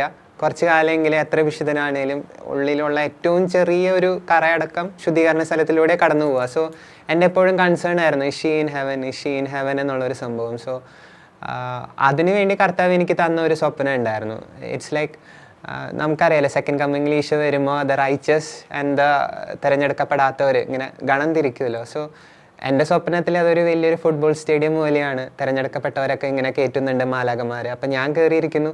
ആ കൂട്ടത്തിൽ കുറച്ച് കഴിഞ്ഞപ്പോൾ ആ കൂട്ടത്തിൽ നമ്മുടെ അജനയും കയറി വരുവാണ്. സോ ഇങ്ങനെ I M the sheep of the good shepherd. ഞാനിങ്ങനെ അജന എന്നും പറഞ്ഞ് വലിയ പരിചയമൊക്കെ കാണിച്ച് ഭയങ്കര ആശ്ചര്യത്തോടെ അവളോട്, കാരണം ഒത്തിരി കാലം കഴിഞ്ഞ് കാണുന്ന പോലെ. സോ ഷീ വാസ് ലൈക്ക്, എനിക്ക് ആദ്യം തന്നെ മറുപടി തന്നെയാണ് I M the chosen one, the sheep of the good shepherd എന്നുള്ള നിലയ്ക്ക്. അത് എനിക്ക് അതിൻ്റെ വേർഡ്സ് കറക്റ്റ് പറയാൻ ഓർമ്മയില്ല എങ്കിൽ പോലും it was like in a way that she is ensuring that right now she is chosen എന്നുള്ളൊരു സംഭവം. സ്വർഗത്തിലോട്ട് മേ ബി ഇറ്റ്സ് എ സ്വപ്നം വരെ നമ്മൾ ഒത്തിരി ആഗ്രഹിക്കുന്നത് കൊണ്ട് കണ്ടൊരു സ്വപ്നമാണോ എന്ന് എനിക്കറിയില്ല. പിന്നെ ഇതുപോലെ ആദ്യത്തെ ഒരാഴ്ചയൊക്കെ വിശുദ്ധ കുർബാനയ്ക്ക് പോകാൻ നമ്മൾ അത്യാവശ്യം ഒന്ന് വിഷമിച്ചിരിക്കുന്ന അവസ്ഥയാണ്. അപ്പോൾ പരിശുദ്ധ കുർബാനയ്ക്ക് പോകാനായിട്ട് എണീറ്റാലും ചിലപ്പോൾ അങ്ങനെ തന്നെ ഇരിക്കുന്ന പൊസിഷനിൽ തന്നെ ഉറങ്ങിപ്പോവും. അപ്പോൾ ഒരിക്കലും എനിക്ക് ഓർമ്മയുണ്ട്, ഞാൻ എഴുന്നേറ്റ് ഇരിക്കുന്നുണ്ട്, കുറച്ച് കഴിഞ്ഞപ്പോൾ ഞാൻ വീണ്ടും സ്വപ്നം കാണുവാണ്. Maybe it's a vision, I'm not sure. അപ്പോൾ അതിലിങ്ങനെ അജന എൻ്റെ സൈഡിൽ തന്നെ വന്നിരിക്കുന്നുണ്ട്. അപ്പോൾ എന്നിട്ട് ഞാൻ ആളുടെ തോളത്ത് തല ചായച്ച് ഇങ്ങനെ തട്ടിത്തരാണ്, സാരില്ല എന്നുള്ള രീതിയിലൊക്കെ. അപ്പോൾ ഞാൻ പിന്നീട് ഞാൻ ബോധാവസ്ഥയിലോട്ട് വരുമ്പോൾ ഞാൻ നോക്കുമ്പോൾ എൻ്റെ തല ഇങ്ങനെ തന്നെ ഇരിക്കുകയാണ്. ആസ് ഇഫ് ഞാൻ ആ കണ്ട സെയിം വിഷനിൽ എൻ്റെ പോസ്ചർ എന്ത് തന്നെയാണോ അത് തന്നെ. പിന്നെ അങ്ങനെ അപൂർവമായിട്ട് എനിക്ക് സ്വപ്നങ്ങൾ കാണാൻ പറ്റാറുള്ളൂ. കാരണം ജീവിച്ചിരിക്കുമ്പോൾ തന്നെ Ajana use to ensure that അവൾ എൻ്റെ ലൈഫിൽ ഒരു ബാക്ക്ലോഗ് ആവില്ല. If I meant to marry a different person, ഇവളുടെ ഓർമ്മകളോ അല്ലെങ്കിൽ ഇവളായിട്ടുള്ള ഇത് എന്നെ ഒരിക്കലും പിടിച്ചു നിർത്തരുത്, ഇങ്ങനെ വേറൊരാളെ സ്നേഹിച്ച വ്യക്തി എന്നുള്ളൊരു ടൈറ്റിൽ വരരുതെന്നുള്ളത്. സോ എനിക്ക് തോന്നുന്നു അതുകൊണ്ട് തന്നെ വിഷൻസിലോ സ്വപ്നങ്ങളിലോ വളരെ അപൂർവമായിട്ട് ആൾ എൻ്റെ ലൈഫിലോട്ട് വന്നിട്ടേ ഉള്ളൂ. പിന്നെ ഈ പറയുന്ന പോലെ ഞങ്ങൾ തമ്മിലുള്ള ഈ ഒരു മാരിറ്റൽ എഗ്രിമെൻറ്റ്, കല്യാണം കഴിക്കാമെന്നുള്ളൊരു സംഭവം പുറം ലോകം അറിയരുതെന്ന് അജനയ്ക്കുണ്ടായിരുന്നു, until it's time for marriage. അപ്പോൾ അതേവരെ ഞങ്ങളുടെ കുടുംബത്തിൽ മാത്രം ഒതുങ്ങിയിരുന്ന ഒരു സംഭവമായിരുന്നു. ഫൈനലി ആദ്യം നമുക്കറിയാം വിവാഹം ഇതുപോലെ ഒരു ഫിക്സ് ചെയ്ത് കഴിഞ്ഞതിന് ശേഷമാണ് ക്യാൻസർ വരുന്നത് ആഫ്റ്റർ 7 to 8 months. അതിന് ശേഷം അജനയ്ക്കൊരു സെക്കൻഡ് ടൈം തേർഡ് ടൈമൊക്കെ ക്യാൻസർ വന്നതിന് ശേഷം ഡോക്ടർ എന്നെ പേഴ്സണലി വിളിക്കുന്നുണ്ട്. ആ സമയങ്ങളിൽ അജനയുടെ ഫാമിലിയോ ഒന്നും അറിയിച്ചിട്ടില്ല. അപ്പം എന്നെ പേഴ്സണലി അമൃത ഹോസ്പിറ്റലിലോട്ട് അവിടുത്തെ മെയിൻ ഡോക്ടർ വിളിച്ചിട്ട് ഇങ്ങനെ അറിയിക്കുവാണ്, അതായത് അജനയുടെ കണ്ടീഷൻ അത്രയും സിവിയർ ആണ്, ഇനി നമുക്കൊന്നും ചെയ്യാനില്ല, not more than 2 or 3 years, അതിനുശേഷം അവൾ ഉണ്ടാവില്ല. So you should look for a different person. നിനക്ക് വേണ്ടി ഞങ്ങൾ പറയുവാണ്, ഞങ്ങൾ അവളുടെ വീട്ടിൽ. കാരണം അജനയോട് ചിലപ്പോൾ ആ സമയത്ത് നമ്മൾ പറഞ്ഞു കഴിഞ്ഞാൽ മെഡിസിൻസ് കഴിക്കാനൊക്കെ എന്തിനാണ് കഴിക്കുന്നത്, മെഡിസിൻസ് അത്രയും എന്താ പറയുക സൈഡ് എഫക്ട്സ് ഉള്ളതാണ്. അപ്പോൾ എന്തായാലും മരിക്കുമല്ലോ, പിന്നെ എന്തിനാ ഞാൻ ഇത് കഴിക്കണേ എന്നുള്ളൊരു ചിന്ത വരാതിരിക്കാനായിട്ട് അവർ അജനയുടെ ഫാമിലിയോ അല്ലെങ്കിൽ അജനേനെയോ അറിയിച്ചിട്ടില്ല. അപ്പം എന്നെ അറിയിച്ചിട്ടുണ്ട്, പിന്നെ അജിനയുടെ വികാരി അച്ഛൻ ജീനച്ഛനാണേലും ഡോക്ടറെ പോയി കൺസൾട്ട് ചെയ്തപ്പോൾ ഡോക്ടർ ഈ കാര്യങ്ങൾ പറഞ്ഞിട്ടുണ്ട്. അപ്പോൾ ഇതറിഞ്ഞതിന് ശേഷം ഞാൻ നേരെ വീട്ടിൽ ചെന്ന് വീട്ടുകാരെ നിർബന്ധിക്കുവാണ്. വീട്ടുകാരോട് ഞാൻ ഷെയർ ചെയ്തിട്ടില്ല. സോ ഞാൻ അവരോട് പറയുകയാണെങ്കിൽ വെയിറ്റ് ചെയ്യണ്ട, നമുക്ക് കല്യാണം കഴിക്കണം, എന്തിനു നീട്ടിക്കൊണ്ടാണ്, അതിൻ്റെ ആവശ്യമില്ല. അജിനയുടെ 3rd സർജറി കഴിഞ്ഞിരിക്കുന്ന സമയമാണ്. അപ്പോൾ എൻ്റെയും അജിനയുടെയും ചേച്ചി വിദേശത്താണ് വർക്ക് ചെയ്യുന്നത്. സോ അവർക്കൊക്കെ വരാവുന്ന ഒരു സമയം നോക്കി ഒരു 7 to 8 months ശേഷം ഞങ്ങൾ ടൈമൊക്കെ ഫിക്സ് ചെയ്യുകയാണ്. കറക്റ്റ് ഡേറ്റ് ഒക്കെ നോക്കിയിട്ട് തിരുകുടുംബത്തിൻ്റെ ദിവസം തന്നെ വിവാഹം കഴിക്കണം എന്നൊക്കെ ആഗ്രഹം ഉണ്ടായിരുന്നു. അപ്പോൾ നമ്മൾ ഒത്തിരി സ്വപ്നം കാണുവാണ്. അപ്പോഴാണ് അറ്റ്ലീസ്റ്റ് എങ്കിലും നമ്മൾ നമ്മുടെ ബന്ധുക്കളോടൊക്കെ പതുക്കെ ഇങ്ങനെ കാര്യങ്ങൾ അവതരിപ്പിക്കുന്നത്. ഇങ്ങനെ ഒരു വ്യക്തിയുണ്ട്, അജിനയുടെ ഫാമിലിയിലാണെങ്കിലും പതുക്കെ കാര്യങ്ങൾ അറിയിച്ചു തുടങ്ങുവാണ്. അപ്പോൾ അജിന അതേവരെ ആളുടെ ബെസ്റ്റ് ഫ്രണ്ട്സിനോട് പോലും അത്രയും ക്ലോസ് ഫ്രണ്ട്സ് ഉണ്ട്, ഒരു 5-6 പേരുണ്ട്. അപ്പോൾ അവരോട് പോലും ഒരു ക്ലൂ പോലും കൊടുത്തിട്ടില്ല. So we were just starting to say this message to the rest of the world. വേറെ ഒന്നുമല്ല, നമ്മൾ എല്ലാവരും അതൊരു പോസിറ്റീവ് അർത്ഥത്തിൽ എടുക്കണം എന്നില്ല. നമ്മൾ എത്രത്തോളം വിശുദ്ധിയിൽ ഇത് കൊണ്ടുപോകാൻ പരിശ്രമിക്കുന്നു, അല്ലെങ്കിൽ നമ്മുടെ ഇൻറ്റൻഷൻ എന്താണെന്നുള്ളത് the outer world may not understand. So it was kept hidden for a while. അപ്പോൾ വീട്ടിൽ ഞാൻ പറഞ്ഞ് സമ്മതം വാങ്ങി. പിന്നെ എൻ്റെ വീട്ടുകാർ പറഞ്ഞു നമ്മൾ ആദ്യം പെർമിഷൻ ചോദിക്കേണ്ടത് അവളുടെ സ്പിരിച്വൽ ഫാദർ, വികാരി അച്ഛൻ. കാരണം ആ ഇടവകയിൽ ആരാണ് വികാരി, ആ വികാരിയോട് പോയി നമ്മൾ പെർമിഷൻ ചോദിക്കണം. അപ്പോൾ അന്നാണ് ഞാൻ ജീനച്ഛനോട് പോയി അച്ഛനോട് ഇങ്ങനെ പറയാണ്. അപ്പം അച്ഛൻ ജസ്റ്റ് ഒരു കാഷ്വൽ ഇതിന് വേണ്ടി ഞാൻ വന്നു എന്നുള്ള രീതിയിൽ എന്നെ പിടിച്ചിരുത്തി സംസാരിച്ചു. ഞാൻ ആരാന്നൊക്കെ അച്ഛനറിയാം. എന്നിട്ട് അപ്പോൾ ഞാൻ ഇങ്ങനെ കാര്യം അവതരിപ്പിക്കുകയാണ്. അച്ഛൻ എനിക്ക് അച്ഛനെ വിവാഹം കഴിക്കണം എന്നുണ്ട്, ഇറ്റ്സ് ടൈം, ഇനി വെയിറ്റ് ചെയ്യാൻ എനിക്ക് താല്പര്യമില്ല. അപ്പം അച്ഛന് ഈ തലേ ദിവസം ഡോക്ടർ ഈ പറഞ്ഞതൊക്കെ ഇങ്ങനെ നിൽക്കുന്നുണ്ട്, ഇനി അധികം ഉണ്ടാവില്ല. അപ്പം ഞാനിത് അറിഞ്ഞു എന്നുള്ളത് അച്ഛനെ അറിയില്ല. അപ്പം അച്ഛൻ എന്നെ കുറേ ചീത്ത പറഞ്ഞു, നീ എന്തും വിചാരിച്ചിട്ടാ, ഇങ്ങനെ ശരിയാവില്ല, അവളിപ്പോൾ ട്രീറ്റ്മെൻറ്റിലാണ്, ഇപ്പോൾ ഒന്നും പറ്റില്ല, നീ കുറച്ചാലും കൂടി ജോലി ചെയ്യും, നിങ്ങൾ പ്രാർത്ഥിക്കാതിന് ശേഷമൊക്കെ മതി എന്നൊക്കെ പറഞ്ഞ് എന്നെ ഒഴിച്ചുവിടാൻ നോക്കുന്ന. അവസാനം ഞാൻ അച്ഛനോട് പറഞ്ഞു, അച്ഛൻ ഡോക്ടർ എന്നോടും സംസാരിച്ചിരുന്നു, ഈ കാര്യങ്ങളൊക്കെ സംസാരിച്ചിരുന്നു, അതുകൊണ്ട് തന്നെയാണ് ഞാൻ നിർബന്ധിക്കുന്നത് എന്നും പറഞ്ഞ് അവസാനം ഐ കൺവിൻസ്ഡ് അച്ഛൻ. സോ അച്ഛൻ was the only one other than അജിനയുടെ ഫാമിലി ഇത് അറിഞ്ഞിരുന്നത്. പിന്നെ ഇത് പുറം ലോകം അറിയുന്നത് അജിന മരിച്ച അന്നാണ്.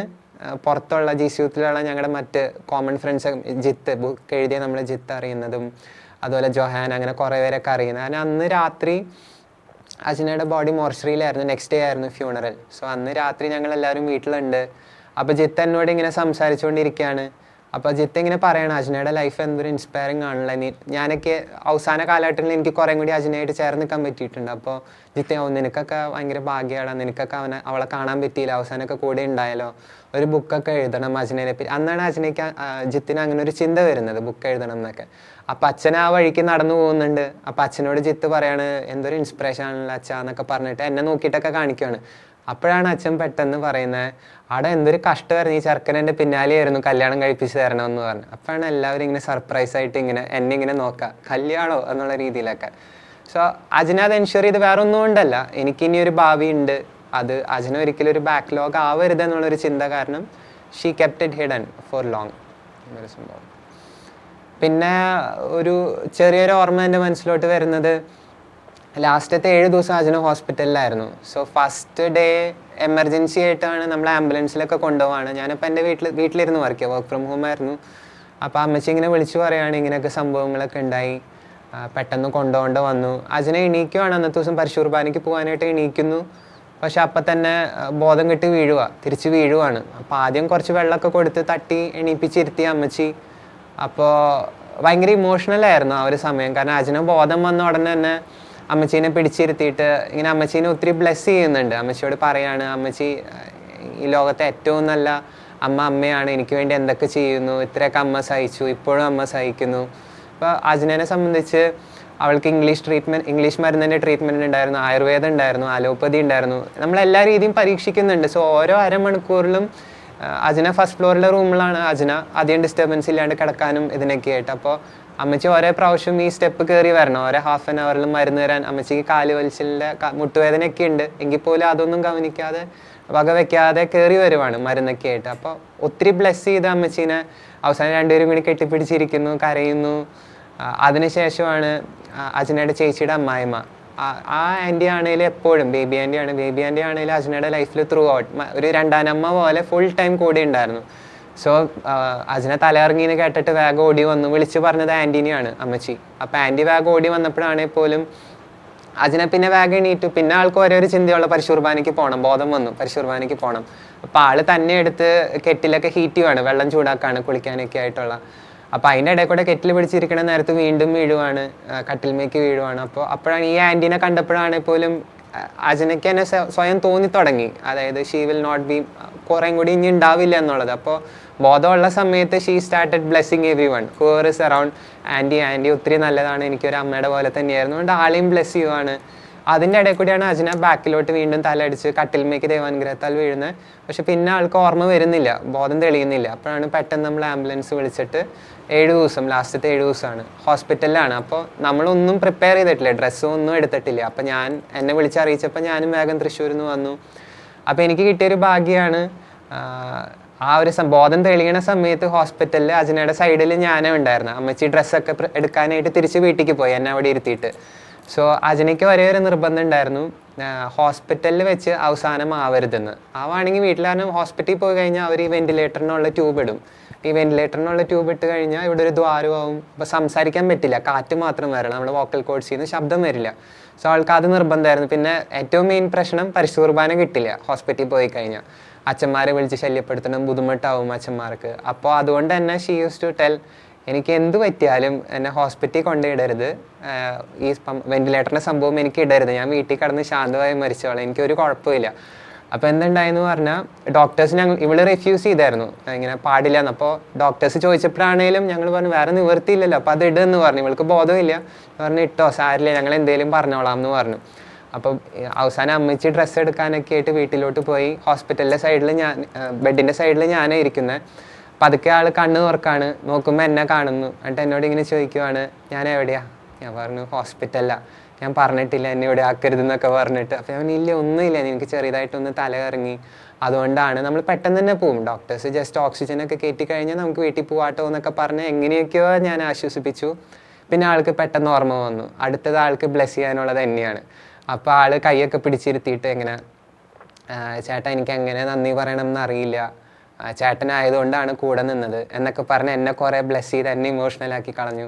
പിന്നെ എല്ലാവരും ഞാനായിട്ട് ആരൊക്കെ അസോസിയേറ്റഡ് ആണ്, എൻ്റെ പാരൻസ്, എൻ്റെ പപ്പേനെയും മമ്മീനെയും ആണെങ്കിലും അവരോടും പറയണം, ചേട്ടനെ തന്ന പപ്പേനെയും മമ്മീനെയും ഞാൻ ഒത്തിരി നന്ദി പറയുന്നു, അവരും എനിക്ക് അപ്പൻ്റെ അമ്മയുടെ പോലെ തന്നെയായിരുന്നു എന്നൊക്കെ. പിന്നെ എൻ്റെ ചേച്ചീനെ എല്ലാവരും ബ്ലെസ് ചെയ്യുന്നു എന്ന് എൻഷുർ ചെയ്തായിരുന്നു.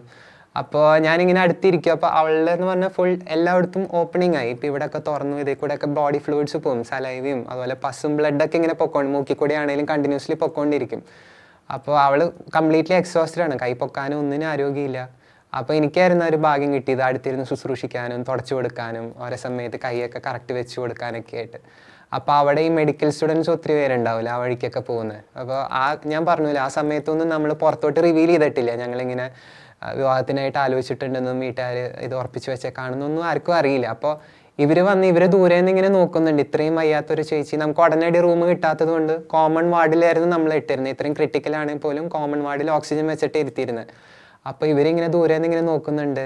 എന്നിട്ട് അവർ വരില്ല എല്ലാ പേഷ്യൻസിൻ്റെ അടുത്തും പഠിക്കാനായിട്ട്. അപ്പോൾ ദൂരെ നിന്ന് കുറേ ഞാൻ കാണുന്നുണ്ട്, അവർക്ക് ഇങ്ങോട്ട് വരാനും ഒരു മടി, കാരണം ചോദിക്കാൻ പാടുമെന്നൊക്കെ. എന്നിട്ട് അടുത്ത് വന്നിട്ട് എൻ്റെ അടുത്ത് ചോദിക്കുന്ന കാര്യങ്ങൾ, എൻ്റെ അടുത്ത് ചോദിച്ചത് ഹസ്ബൻഡാണോ എന്നുള്ള രീതി. അപ്പോൾ എനിക്ക് ഒത്തിരി സന്തോഷമായിരുന്നു. അപ്പോൾ ഞാൻ ഇങ്ങനെ പെട്ടെന്ന് അല്ല ചേട്ടനാന്നുള്ള രീതിയിൽ ആയിട്ടുള്ള അറിയിക്കരുതെന്നുണ്ടായിരുന്നല്ലോ. സോ ആ ഒരു ലാസ്റ്റ് മൊമെൻറ്റിൽ കൂടെ ഉണ്ടാവാൻ പറ്റിയത് എനിക്ക് വലിയൊരു ഭാഗ്യമായിട്ട് ഞാൻ കാണുന്നുണ്ട്. പിന്നെ എന്നെ എപ്പോഴും വിളിക്കാറുള്ള പേരാണ്, എന്നെ ബംഗാളി എന്ന് വിളിക്കും. കാരണം ഞാൻ വീട്ടിലേക്ക് വരാമെന്ന് പറഞ്ഞ ആൾക്ക് ഭയങ്കര സന്തോഷമാണ്. ഞാൻ വരാമെന്ന് പറയുമ്പോഴേക്കും അമ്മ ഇവിടെ നിന്ന് ഓളിയിടും, അമ്മച്ചി ചേട്ടൻ വരുന്നുണ്ടെന്നൊക്കെ പറഞ്ഞ് പിന്നെ ആൾ വേഗം ലിസ്റ്റ് തയ്യാറാക്കും. അതായത് വീട്ടിൽ എന്തൊക്കെ ചെയ്യാനുണ്ട്, അതായത് ആളുടെ ചെടിച്ചട്ടിയിൽ അങ്ങോട്ടും ഇങ്ങോട്ടും മാറ്റാനുള്ളതും ചെടിച്ചട്ടികൾ കൊണ്ടുവരാൻ കുഞ്ഞു കുഞ്ഞു കാര്യങ്ങൾ എനിക്ക് ചെയ്യാവുന്ന ചെറിയ ചെറിയ, വെറുതെ ഞാൻ വരണതുകൊണ്ട് എന്തെങ്കിലുമൊക്കെ ചെയ്യിപ്പിക്കണമല്ലോ. എന്നിട്ട് ഞാൻ പണിയെടുക്കുവാണെങ്കിൽ പോലും ഭയങ്കര ഞാൻ ഇവിടെ നിന്ന് അവിടം വരെ അനങ്ങിയാൽ തന്നെ അയ്യോ ചേട്ടാ വയ്യാണ്ടായോ അത് വേണം. ഞാൻ നിലത്ത് കുത്തിയിരുന്ന ചെടിച്ചട്ടി പ്രിപ്പയർ ചെയ്യുകയാണെങ്കിൽ വേഗം ആൾക്ക് എണീക്കാൻ പോലും പറ്റില്ല. എന്നാലും എവിടെ നിന്നൊക്കെ ഒരു കുട്ടി സ്റ്റൂൾ കൊണ്ടുവന്ന് എൻ്റെ അടി കയറ്റി ചേട്ടാ ഇവിടെ ഇരിക്കും എന്നിട്ടൊരു പത്രം കൊണ്ടുവന്ന് ഇങ്ങനെ കാറ്റ് വീശി തരും. വയ്യാണ്ടായോ വെള്ളം വേണോ, നീ ഒന്ന് അടങ്ങിയിരിക്കുക, എനിക്കല്ല നിനക്കാണ് പ്രശ്നം, എനിക്കൊരു കുഴപ്പമില്ല ചെയ്തുതരാമെന്ന്. അപ്പോൾ she was very loving, very concerned. പിന്നെ ഈ ഒരു റിലേഷൻഷിപ്പിൽ ഞാൻ കണ്ട ഏറ്റവും എല്ലാ റിലേഷൻഷിപ്പിൽ വേണ്ട ഒരു സംഭവമാണ്, it's not about adjustment. Adjust ചെയ്യുക എന്ന് പറയുന്നത് ഒരു പരിധി വരെ നമുക്ക് പോകാൻ പറ്റുള്ളൂ. നമുക്ക് അങ്ങോട്ടും ഇങ്ങോട്ടും ഡിഫറെൻറ്റ് തോട്ട്സും നമ്മുടെ ഐഡിയൽസൊക്കെ വ്യത്യാസം ഉണ്ടാവുമല്ലോ. So what we need is an understanding. അപ്പോൾ ആ അണ്ടർസ്റ്റാൻഡിങ്ങിൽ ഏറ്റവും എന്താ പറയുക പീക്കിൽ നിന്നിരുന്ന വ്യക്തിയായിരുന്നു അജന. അതുകൊണ്ട് തന്നെ റിലേഷൻഷിപ്പിൽ കുഞ്ഞു കുഞ്ഞ് പിച്ചിമാന്തി എന്നൊക്കെ പറഞ്ഞ് ഞങ്ങൾ തമ്മിൽ അങ്ങോട്ടും ഇങ്ങോട്ട് ഞാനായിട്ട് അങ്ങോട്ട് ചെല്ലും. പക്ഷെ ആളുടെ ഒരു പ്രത്യേകത എന്ന് പറഞ്ഞാൽ ഒരിക്കൽ പോലും ആള് തിരിച്ചിങ്ങോട്ട് ചീത്ത പറയേ അല്ലെങ്കിൽ ഒച്ച കൂട്ടേ അങ്ങനെയൊന്നുമില്ല. ആള് മിണ്ടാണ്ടിക്കും. എന്നിട്ട് ചേട്ടാ പറഞ്ഞു കഴിഞ്ഞോ, അപ്പം നീ എന്തേലും പറ. എനിക്ക് അതാണ് വിഷമം. ഞാൻ എന്തേലും പറഞ്ഞാൽ ആള് തിരിച്ചൊന്നും പറയില്ല. She will not be the. ഒരു ഫൈറ്റിന് ഒന്നിനും ആള് റെഡി ആവില്ല. ഞാൻ പിന്നെ വിളിക്കാട്ടോ എന്നും പറഞ്ഞ് പ്രാർത്ഥനയുടെ സമയമാകുമ്പോൾ കറക്റ്റ് വിളിക്കും, പിന്നെ നോർമലാവും. അപ്പം എത്ര വലിയ അടിയാണെന്ന് പറഞ്ഞാലും അന്നത്തെ ദിവസം പ്രാർത്ഥന, അതായത് എൻ്റെ ഭാഗത്തു നിന്ന് ഞാൻ എത്രത്തോളം ഇങ്ങനെ അലമ്പ് കാണിച്ച് നിന്നു എന്ന് പറഞ്ഞാലും അവളുടെ ഭാഗത്തു നിന്ന് ഒരു ഇതും ഉണ്ടാവില്ല. She will remain silent. ചേട്ടാ സാരില്ല ചേട്ടാ സോറി എന്ന് പറയും, അല്ലെങ്കിൽ ഒഴിഞ്ഞു മാറും, ഒന്നും പറയില്ല, എല്ലാം കേട്ടിരിക്കും, എല്ലാം റിസീവ് ചെയ്യും. അതുപോലെ തന്നെ എത്രയൊക്കെ വഴക്കാന്ന് പറഞ്ഞാലും പ്രാർത്ഥന is A must in the relationship എന്നുള്ളൊരു സംഭവമൊക്കെ ഷീ യൂസ് ടു കീപ്പ്. പിന്നെ അവസാനം ലാസ്റ്റൊക്കെ ആയപ്പോൾ അവൾക്ക് എന്തോ അവളുടെ ഓർമ്മ നഷ്ടപ്പെട്ട ഒരു സാഹചര്യത്തിൽ ഇങ്ങനെ അവൾക്ക് എന്തോ ഒരു റിപ്പോർട്ട് വേണം, MRI സ്കാനിൻ്റെ റിപ്പോർട്ട് വേണമെന്നുള്ളൊരു സംഭവം അവളുടെ തലയ്ക്ക് കയറി. അപ്പോൾ അതിങ്ങനെ കടന്ന് ചോദിച്ചുകൊണ്ടേ ഇരിക്കുക. അമ്മച്ചീനെ ആണെങ്കിലും ഹോസ്പിറ്റലിൽ ഉണ്ടായിരുന്ന ചേച്ചീനൊക്കെ ആണെങ്കിലും റിപ്പോർട്ട് വേണം, റിപ്പോർട്ട് എടുക്കുന്നൊക്കെ പറഞ്ഞ് അവസാനം എന്നെ വിളിച്ചു. അപ്പം എന്നെ വിളിച്ചിട്ട് ചേട്ടാ എനിക്ക് ആ ഒരു MRI റിപ്പോർട്ട് ഒന്ന് അയച്ചു താന്നൊക്കെ പറഞ്ഞ് അയച്ചു. അപ്പോൾ അമ്മച്ചി പറഞ്ഞു എന്തേലും പറഞ്ഞു ഒന്ന് ഒഴിവാക്കാൻ നോക്കുക എന്നുള്ള രീതിയിൽ. അപ്പോൾ അവിടുത്തെ നഴ്സുമാരാണേലും വേറെ ഏതോ MRI റിപ്പോർട്ടൊക്കെ കൊണ്ടുവരുന്നുണ്ട് പറ്റിക്കാനായിട്ട്. അപ്പോൾ ആൾക്ക് കണ്ണ് കാണാൻ ഭയങ്കര ബുദ്ധിമുട്ടാണ്. ആകെ കൂടെ ഉണ്ടായിരുന്ന ഈ കണ്ണ് ഒരുവിധം നന്നായി ഒരു കുഞ്ഞൊരു ദ്വാരം മാത്രമേ തുറന്നിട്ടുള്ളൂ കണ്ണിന്, പിന്നെ ഇങ്ങനെ കീറി തുറക്കണം, എന്നാലേ പിന്നെ അത് അപ്പം തന്നെ മൂടിപ്പോവും. അപ്പോൾ നേഴ്സ് ഇത് കൊണ്ടുവന്നപ്പോൾ ഇത്രയും അടുപ്പിച്ച് പിടിച്ച് ആളിങ്ങനെ നോക്കി. നല്ല ബുദ്ധിയുള്ള ആളായതുകൊണ്ട് തന്നെ പേര് നോക്കിയിട്ട് നേഴ്സിനെ ഇങ്ങനെ നോക്കിയിട്ട് എന്നെ പറ്റിക്കാൻ നോക്കണ്ടെന്നൊക്കെ പറഞ്ഞിട്ട്. So I was the only option. അപ്പം ഞാൻ എന്ത് പറഞ്ഞാലും ആൾ വിശ്വസിക്കും. കാരണം നമ്മൾ ഒരുമിച്ച് അത്രയും പ്രതീക്ഷയോടെ പ്രാർത്ഥിച്ചിരുന്നതാണല്ലോ. അപ്പോൾ എന്ത് പറഞ്ഞാൽ അപ്പോൾ അതുകൊണ്ട് അമ്മച്ചി എന്നെ വിളിച്ചാന്ന്, മോനെ MRI സ്കാനിൻ്റെ എന്തെങ്കിലുമൊക്കെ ഉണ്ടോയെന്ന് നോക്ക്. അവൾ എനിക്കാണെങ്കിലും വാട്സാപ്പിൽ ഇങ്ങനെ ചേട്ടാ എനിക്ക് ആ MRI സ്കാനിൻ്റെ റിപ്പോർട്ട് വേണം എന്നൊക്കെ പറഞ്ഞിട്ട്. സോ ആ ഒരു ട്രസ്റ്റ്, നമ്മൾ എന്ത് പറഞ്ഞാലും വിശ്വസിക്കും. ഇപ്പോൾ കൊറിന്തോസ്കാർക്ക് ഈ ലേഖനത്തിൽ സ്നേഹത്തെ പറ്റിയുള്ള ആ ചാപ്റ്ററിൽ പറയുന്നുണ്ട്, സ്നേഹം സകലതും സഹിക്കുന്നു, സകലതും വിശ്വസിക്കുന്നു, സകലതും പ്രത്യാശിക്കുന്നു, സകലത്തെയും അതിജീവിക്കുന്നു. അപ്പോൾ ഈ ഒരു റിലേഷൻഷിപ്പിൽ എനിക്ക് കൂടെ നിൽക്കാൻ പറ്റിയതിനെ ഓർത്ത് ഈശോയുടെ തന്നെ ഒത്തിരി നന്ദി പറയുന്നു. കാരണം എനിക്ക് അവളുടെ ഒരു സാധനത്തിലാണെങ്കിൽ പോലും കൈ പിടിച്ച് കൂടെ നടക്കാനായിട്ട് പറ്റിയിട്ടുണ്ട്. ഒരിക്കൽ പോലും മരണത്തെ പറ്റിയുള്ളൊരു ടോപ്പിക്ക് ഞങ്ങളുടെ ഇടയിൽ വരാറില്ല. കാരണം നമ്മൾ പ്രത്യാശയോടെയാണ് പ്രാർത്ഥിക്കുന്നത്. അതായത് ഈശോ ഒരു കാലത്ത് സുഖപ്പെടുത്തും എന്നുള്ളൊരു പ്രത്യാശ ലാസ്റ്റ് മൊമെൻ്റ് വരെയാണെങ്കിലും ഉണ്ടായിരുന്നു. അപ്പം ഞാനാണെങ്കിൽ പോലും വെനെവർ അവളിങ്ങനെ വിഷമം പറഞ്ഞു വരുമ്പോൾ, അല്ലെങ്കിൽ വേറെ ആളെ വിവാഹം കഴിക്കി എന്ന് പറഞ്ഞു വരുമ്പോഴേക്ക് ഞാൻ പറയുന്നത് എന്താ ഇങ്ങനെ പറയുന്നത്, അപ്പം നിൻ്റെ ഫെയ്ത്ത് എവിടെയാണ്, ഈശോ സുഖപ്പെടുത്താൻ ഈശോയ്ക്ക് ഒരു കുറച്ചെങ്കിലും ഒരു ചാൻസ് കൊടുക്കണ്ടേ, നമുക്കൊരു വിശ്വാസം ഉണ്ടെന്ന് കാണിച്ചു കൊടുക്കില്ല. ലെറ്റ് പ്രേ, നിനക്ക് വിശ്വാസമുണ്ട്, സകല പ്രാർത്ഥനകളും നീ എന്നെ കൊണ്ട് ചൊല്ലിപ്പിക്കും, നമ്മൾ ഒരുമിച്ച് പ്രാർത്ഥിക്കുന്നുണ്ട്. പക്ഷേ ഈ ഒരു കാര്യത്തിൽ മാത്രം എന്താ, വേർ ഇസ് യുവർ ഹോപ്പ്? അതായത് കർത്താവ് സുഖപ്പെടുത്തും എന്നുള്ളൊരു പ്രത്യാശ നമുക്കുണ്ടല്ലോ. അപ്പം ഇനി ഇത് പറഞ്ഞു വരരുതെന്ന് ഞാൻ പറയും. പിന്നെ വീണ്ടും വന്നപ്പോൾ ഞാൻ അവസാനമായിട്ട് അപ്പം ഞാനൊരു മനുഷ്യനാണ്, എത്രയൊക്കെ ഹോപ്പോടെ ഞാൻ പ്രാർത്ഥിക്കുമെന്ന് പറഞ്ഞാലും എൻ്റെ ഉള്ളിൽ ഈ തോട്ട് പ്രോസസ്സ് എങ്ങനെയാണ്, ഈശോയെ ഞാൻ എന്ത് ചെയ്യും ഇനി? അപ്പോൾ ഒരു വൈദികനാവാൻ എന്നുള്ളൊരു ഓപ്ഷൻ അല്ലെങ്കിൽ അടുത്തൊരു എല്ലാം എൻ്റെ മനസ്സിൽ കൂടെ പോകുന്നുണ്ട്. So once when she came to me saying വേറെ ആൾ വിവാഹം കഴിക്കുക എന്ന് പറഞ്ഞു വന്നപ്പോൾ ഞാൻ കാര്യമായിട്ട് ചിന്തിച്ചിരുന്ന ഒരു കാര്യമായിരുന്നു പ്രീസ്റ്റ്ഹുഡിനെ പറ്റിയിട്ട്. സോ ഞാൻ അവളോട് ഇങ്ങനെ പറയുന്നുണ്ട്, അച്ഛനെ എന്തുകൊണ്ട് എനിക്കൊരു പ്രീസ്റ്റ് ആയിക്കൂടാ, നീ എന്തുകൊണ്ട് ഏത് നേരവും വേറെ ആളെ കഴിക്കുന്നു, അപ്പം എന്തുകൊണ്ട് പ്രീസ്റ്റ് ആയിക്കൂടാ എന്നുള്ളൊരു ചോദ്യം കേട്ടപ്പോഴേക്ക് എന്തോ ഭയങ്കര ട്യൂബ്ലൈറ്റ് തെളിഞ്ഞ പോലെ ഇങ്ങനെ മുഖത്തോട്ട് കുറേ നേരം ഇങ്ങനെ നോക്കി നിന്ന് ചിരിച്ചു നിൽക്കുന്നുണ്ട്. ഇതുപോലെ അവസാന കാലഘട്ടങ്ങളിൽ ഒരിക്കൽ ഞാൻ അത്രയും ബ്രേക്ക് ഡൗൺ ആയി. അപ്പോൾ ഞങ്ങൾ ഒരുമിച്ച് ഞാൻ അവളെ വിസിറ്റ് ചെയ്യാൻ വന്നൊരു ദിവസം അടുത്ത് പോയിരുന്നിട്ട് ഞാൻ അങ്ങനെ ചോദിക്കുന്നുണ്ട്, അച്ഛന എനിക്ക് എന്താണെന്നറിയില്ല, എനിക്ക് ഭയങ്കര വിഷമം തോന്നുന്നുണ്ട്, നമ്മൾ ഇത്രയൊക്കെ പ്രാർത്ഥിച്ചു, നമ്മൾ ഇത്രയൊക്കെ ഈശോനെ ശുശ്രൂഷ ചെയ്തു, കേരളത്തിൽ അറിയപ്പെടുന്ന എല്ലാ ധ്യാന ഗുരുക്കളുടെ അടുത്ത്, അതായത് മിറാക്കുലസ് ഹീലിംഗ് ഗിഫ്റ്റ്സ് ഉള്ള വൈദികരുടെ അടുത്തൊക്കെ നമ്മൾ പോയി, അവരുടെയൊക്കെ ബ്ലെസ്സിങ്സ് നമ്മൾ വാങ്ങിച്ചു, ബട്ട് സ്റ്റിൽ വൈ, എന്തുകൊണ്ട് ഈശോ നമ്മളെ ഇങ്ങനെ അവോയ്ഡ് ചെയ്യുന്നു എന്നുള്ളൊരു ചോദ്യം ഞാൻ അജ്ഞനോട് ചോദിക്കുന്നുണ്ട്. എൻ്റെ ഉള്ളിൽ നിന്ന് അത് പുറത്തോട്ട് വന്നുപോയി.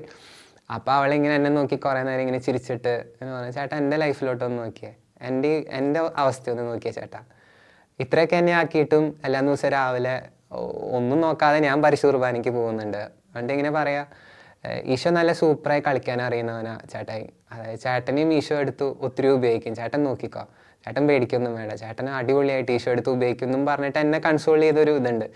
അപ്പോൾ ഞാൻ ഇങ്ങനെ ആലോചിക്കുക, അവളുടെ മരണശേഷം ഞാൻ എത്രത്തോളം ഈശോ ദയയില്ല, ഈശോയ്ക്ക് സ്നേഹമില്ല, ഈശോയ്ക്ക് കരുണയില്ല എന്നൊക്കെ എൻ്റെ പേഴ്സണൽ ഇതിൽ ഞാൻ ഈശോയോട് സംസാരിച്ചിട്ടുണ്ടെങ്കിൽ പോലും അവളുടെ മരണശേഷം ഞാൻ ജീവിച്ചത് മൊത്തം അനേകം വേദികളിൽ പോയിട്ട് ഈശോ എത്രത്തോളം കാരുണ്യവാനാണെന്നും ഈശോ എത്രത്തോളം സ്നേഹിക്കുന്നവനാണെന്നും പ്രത്യാശ എല്ലാവരോടും ഈശോയിലുള്ള പ്രത്യാശയെ പറ്റി പറയാനൊക്കെ ആയിട്ട് ഈശോ എന്നെ അടുത്ത് ഉപയോഗിക്കുക. അപ്പോൾ അജിന പറഞ്ഞ വാക്കുകളൊക്കെ എനിക്ക് അപ്പോൾ ഓർമ്മ വരും. ചേട്ടൻ നോക്കി ഈശോ ചേട്ടനെ ഒത്തിരി സൂപ്പറായിട്ട് എടുത്ത് ഉപയോഗിക്കും, ഒന്നും വെറുതെ അല്ല ചേട്ടാ എന്നൊക്കെ പറയുന്ന ഒരു സംഭവമൊക്കെ എൻ്റെ മനസ്സിലോട്ട് വരാറുണ്ട്.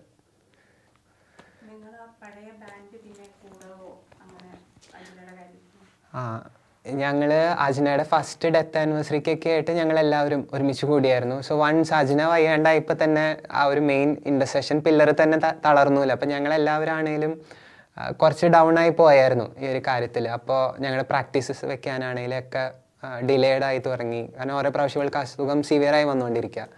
അപ്പോൾ അങ്ങനെ പതുക്കെ ഓരോരുത്തരും ജോലിക്കും പഠനങ്ങൾക്കൊക്കെ ആയിട്ട് പല പല ഭാഗങ്ങളിലോട്ട് പോയി. അപ്പോൾ ബാൻഡ് ഞങ്ങൾക്ക് കണ്ടിന്യൂ ചെയ്യാൻ പറ്റിയിട്ടില്ലേ പോലും അന്ന് ഞങ്ങൾ ഉണ്ടാക്കിയെടുത്ത ആ ഒരു സ്പിരിച്വൽ ഫെലോഷിപ്പ് ഇപ്പോഴും ഞങ്ങൾ ഓരോരുത്തരും മെയിൻറ്റെയിൻ ചെയ്യുന്നുണ്ട്, കീപ്പ് ചെയ്യുന്നുണ്ട്. അപ്പം എല്ലാം അജിനയുടെ ഡെത്ത് ആനിവേഴ്സറികൾക്കും ഞങ്ങൾ ഒരുമിച്ച് കൂടാറുണ്ട്, പരസ്പരം സംസാരിക്കാറുണ്ട്.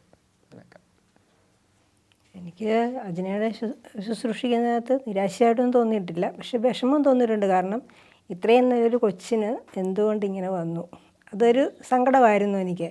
കാരണം പക്ഷെ അജിനയ്ക്ക് യാതൊന്നും കുഴപ്പമില്ല, എല്ലാം നല്ലോണം സഹിച്ചു അത് തന്നെ നിന്നിരുന്നു. തലവേദന എന്ന് പറഞ്ഞു വരുമായിരുന്നു. തലവേദന എന്ന് പറഞ്ഞു കഴിഞ്ഞാൽ സഹിക്കാൻ വയ്യാതെ തലവേദനയാണ്. അത് ഇങ്ങനെ ഈ ഞരമ്പ് ഓരോ ഞരമ്പേലും ഇങ്ങനെ ഞെക്കി പിടിക്കാൻ പറയും. ഇവിടെയൊക്കെ ഇങ്ങനെ ഇവിടെയുള്ള ഞരമ്പുകളെല്ലാം ഞെക്കി പിടിച്ച് തിരുമെന്ന് പറയും. അത്രയ്ക്ക് സഹിക്കാൻ വയ്യാത്ത. എങ്കിൽ പോലും ആരെങ്കിലും ആ സമയത്ത് ജീസസ് യൂത്തിൽ നിന്നോ അല്ലെങ്കിൽ അച്ഛന്മാരോ വന്നു കഴിഞ്ഞാൽ ഇതൊന്നും കണക്കാക്കാതെ അവിടെ പോയിരുന്നവരോട് വർത്തമാനം പറയും. ഭയങ്കര വേദനയായിരിക്കും, ഇതൊന്നും കാണിക്കുക പോലും ഇല്ല. അവർ പോയി കഴിയുമ്പോൾ അതിനെക്കാട്ട് സ്പീഡിലാവും മുകളിലോട്ട് ഓടുന്ന വേദന. അത്രയ്ക്ക് കടിച്ച് പിടിച്ചിരുന്നിട്ട് അവരോട് സംസാരിച്ചിട്ട് വന്നിരുന്നു. പിന്നെ കുറേ നേരം തിരുമ്മി കൊടുക്കണം, എന്നാലും കുറച്ചൊക്കെ ഒരു ആശ്വാസം കിട്ടുമെന്ന് മാത്രമേ ഉണ്ടായിരുന്നുള്ളൂ. തലവേദന അത്ര ഭയങ്കര തലവേദനയായിരുന്നു. പിന്നെ ഈ ലാസ്റ്റൊക്കെ ആയപ്പോഴത്തേക്ക് ഈ ഇവിടെ എല്ലാം പഴുത്ത് ഇതെല്ലാം തുളയായി, ഇവിടെ എല്ലാം മൊത്തം തുളയായിരുന്നു. അപ്പോൾ ഇതിൽ നിന്ന് ഇങ്ങനെ പഴുപ്പിങ്ങനെ വീണുകൊണ്ടേയിരിക്കും. ഇവിടെ ഇങ്ങനെ ടവലിട്ടേക്കുക. അപ്പോൾ ഇതിലോട്ട് ഇങ്ങനെ വീണിരിക്കും. അപ്പോൾ രാത്രിയിലൊക്കെ കിടന്നുറങ്ങിക്കഴിഞ്ഞാൽ രാവിലെ എഴുന്നേറ്റിട്ട് ഇത് മുഴുവൻ ക്ലീൻ ചെയ്തിട്ട് വേണം പള്ളിയിൽ പോകാനായിട്ട്. അപ്പോൾ ഒരു അരിവേപ്പിൻ്റെ ഇട്ട വെള്ളം തലേദിവസം തന്നെ തിളപ്പിച്ച് വെക്കും. അപ്പോൾ അതിൻ്റെ വെള്ളവും കൊണ്ടാണ് ഇത് കഴുകേണ്ടത്. ക്ലീൻ ചെയ്തിട്ട് എല്ലാം വൃത്തിയാക്കിയിട്ട് വേണം രാവിലെ. അപ്പോൾ നേരത്തെ എണീറ്റ് ഒന്നാമത് കിടക്കുന്നത് തന്നെ ഞങ്ങൾ 1:30 കിടക്കുമ്പം. കിടക്കാൻ നേരത്ത് എല്ലാം ക്ലീൻ ചെയ്തിട്ടാണ് കിടക്കുന്നത്. പിന്നെ രാവിലെ 5 മണിക്ക് മുമ്പ് തന്നെ എണീറ്റ് ഇതെല്ലാം ക്ലീൻ ചെയ്ത് എന്നിട്ടാണ് റെഡിയായി പള്ളിയിലേക്ക് ഓടുന്നത്. അജിന മരണത്തെ പ്രതീക്ഷിച്ച് അങ്ങനെ അതിന് ഒരുങ്ങുമായിരുന്നോ, അതോ എപ്പോഴെങ്കിലും മരണത്തെ ഭയപ്പെട്ടിട്ടുണ്ടോ? ഇല്ല, അജിനയ്ക്കും പ്രതീക്ഷ ഉണ്ടായിരുന്നു ചിലപ്പം കർത്താവ് തൊട്ടാലോ എന്ന്. പിന്നെ ലാസ്റ്റായപ്പോൾ മനസ്സിലായി. ആദ്യമൊക്കെ എനിക്ക് ലാസ്റ്റ് മൊമെൻ്റ് വരെ ഞാൻ പ്രതീക്ഷിച്ച കർത്താവ് തൊടും ഇങ്ങനെ തന്നെ ഞാൻ പറയും. എന്നോട് പറയാം, അമ്മച്ചി ഇനി അധികം കാലമില്ല. ഇല്ല മോനെ, കർത്താവ് തൊടും, എങ്ങനെയാണേലും കർത്താവ് തൊടും, കൊച്ച് സുഖപ്പെടും. എനിക്കങ്ങനെ ഭയങ്കര വിശ്വാസമായിരുന്നു കൊച്ച് സുഖപ്പെടുമെന്നുള്ളത്. അപ്പം പിന്നെ ലാസ്റ്റായപ്പോൾ പറയുമായിരുന്നു, അമ്മച്ചി പ്രാർത്ഥിക്കുക, അമ്മച്ചിക്ക് എന്തൊരു കഷ്ടപ്പാടായത്, ഞാൻ എത്ര കാലം ഇങ്ങനെ അമ്മച്ചീനെ ഇട്ടിങ്ങനെ വിഷമിപ്പിക്കും. ഞാൻ പറയും എനിക്കൊരു വിഷമവും ഇല്ല, എത്ര കാലം വേണേലും ഞാൻ നോക്കിക്കോളാം എന്നിങ്ങനെ പറയുമായിരുന്നു. ഒന്നും എനിക്ക് കുഴപ്പമേ അല്ല, എനിക്കൊരു വിഷമവും ഇല്ല കാര്യത്തിലെന്ന് പറയുമായിരുന്നു.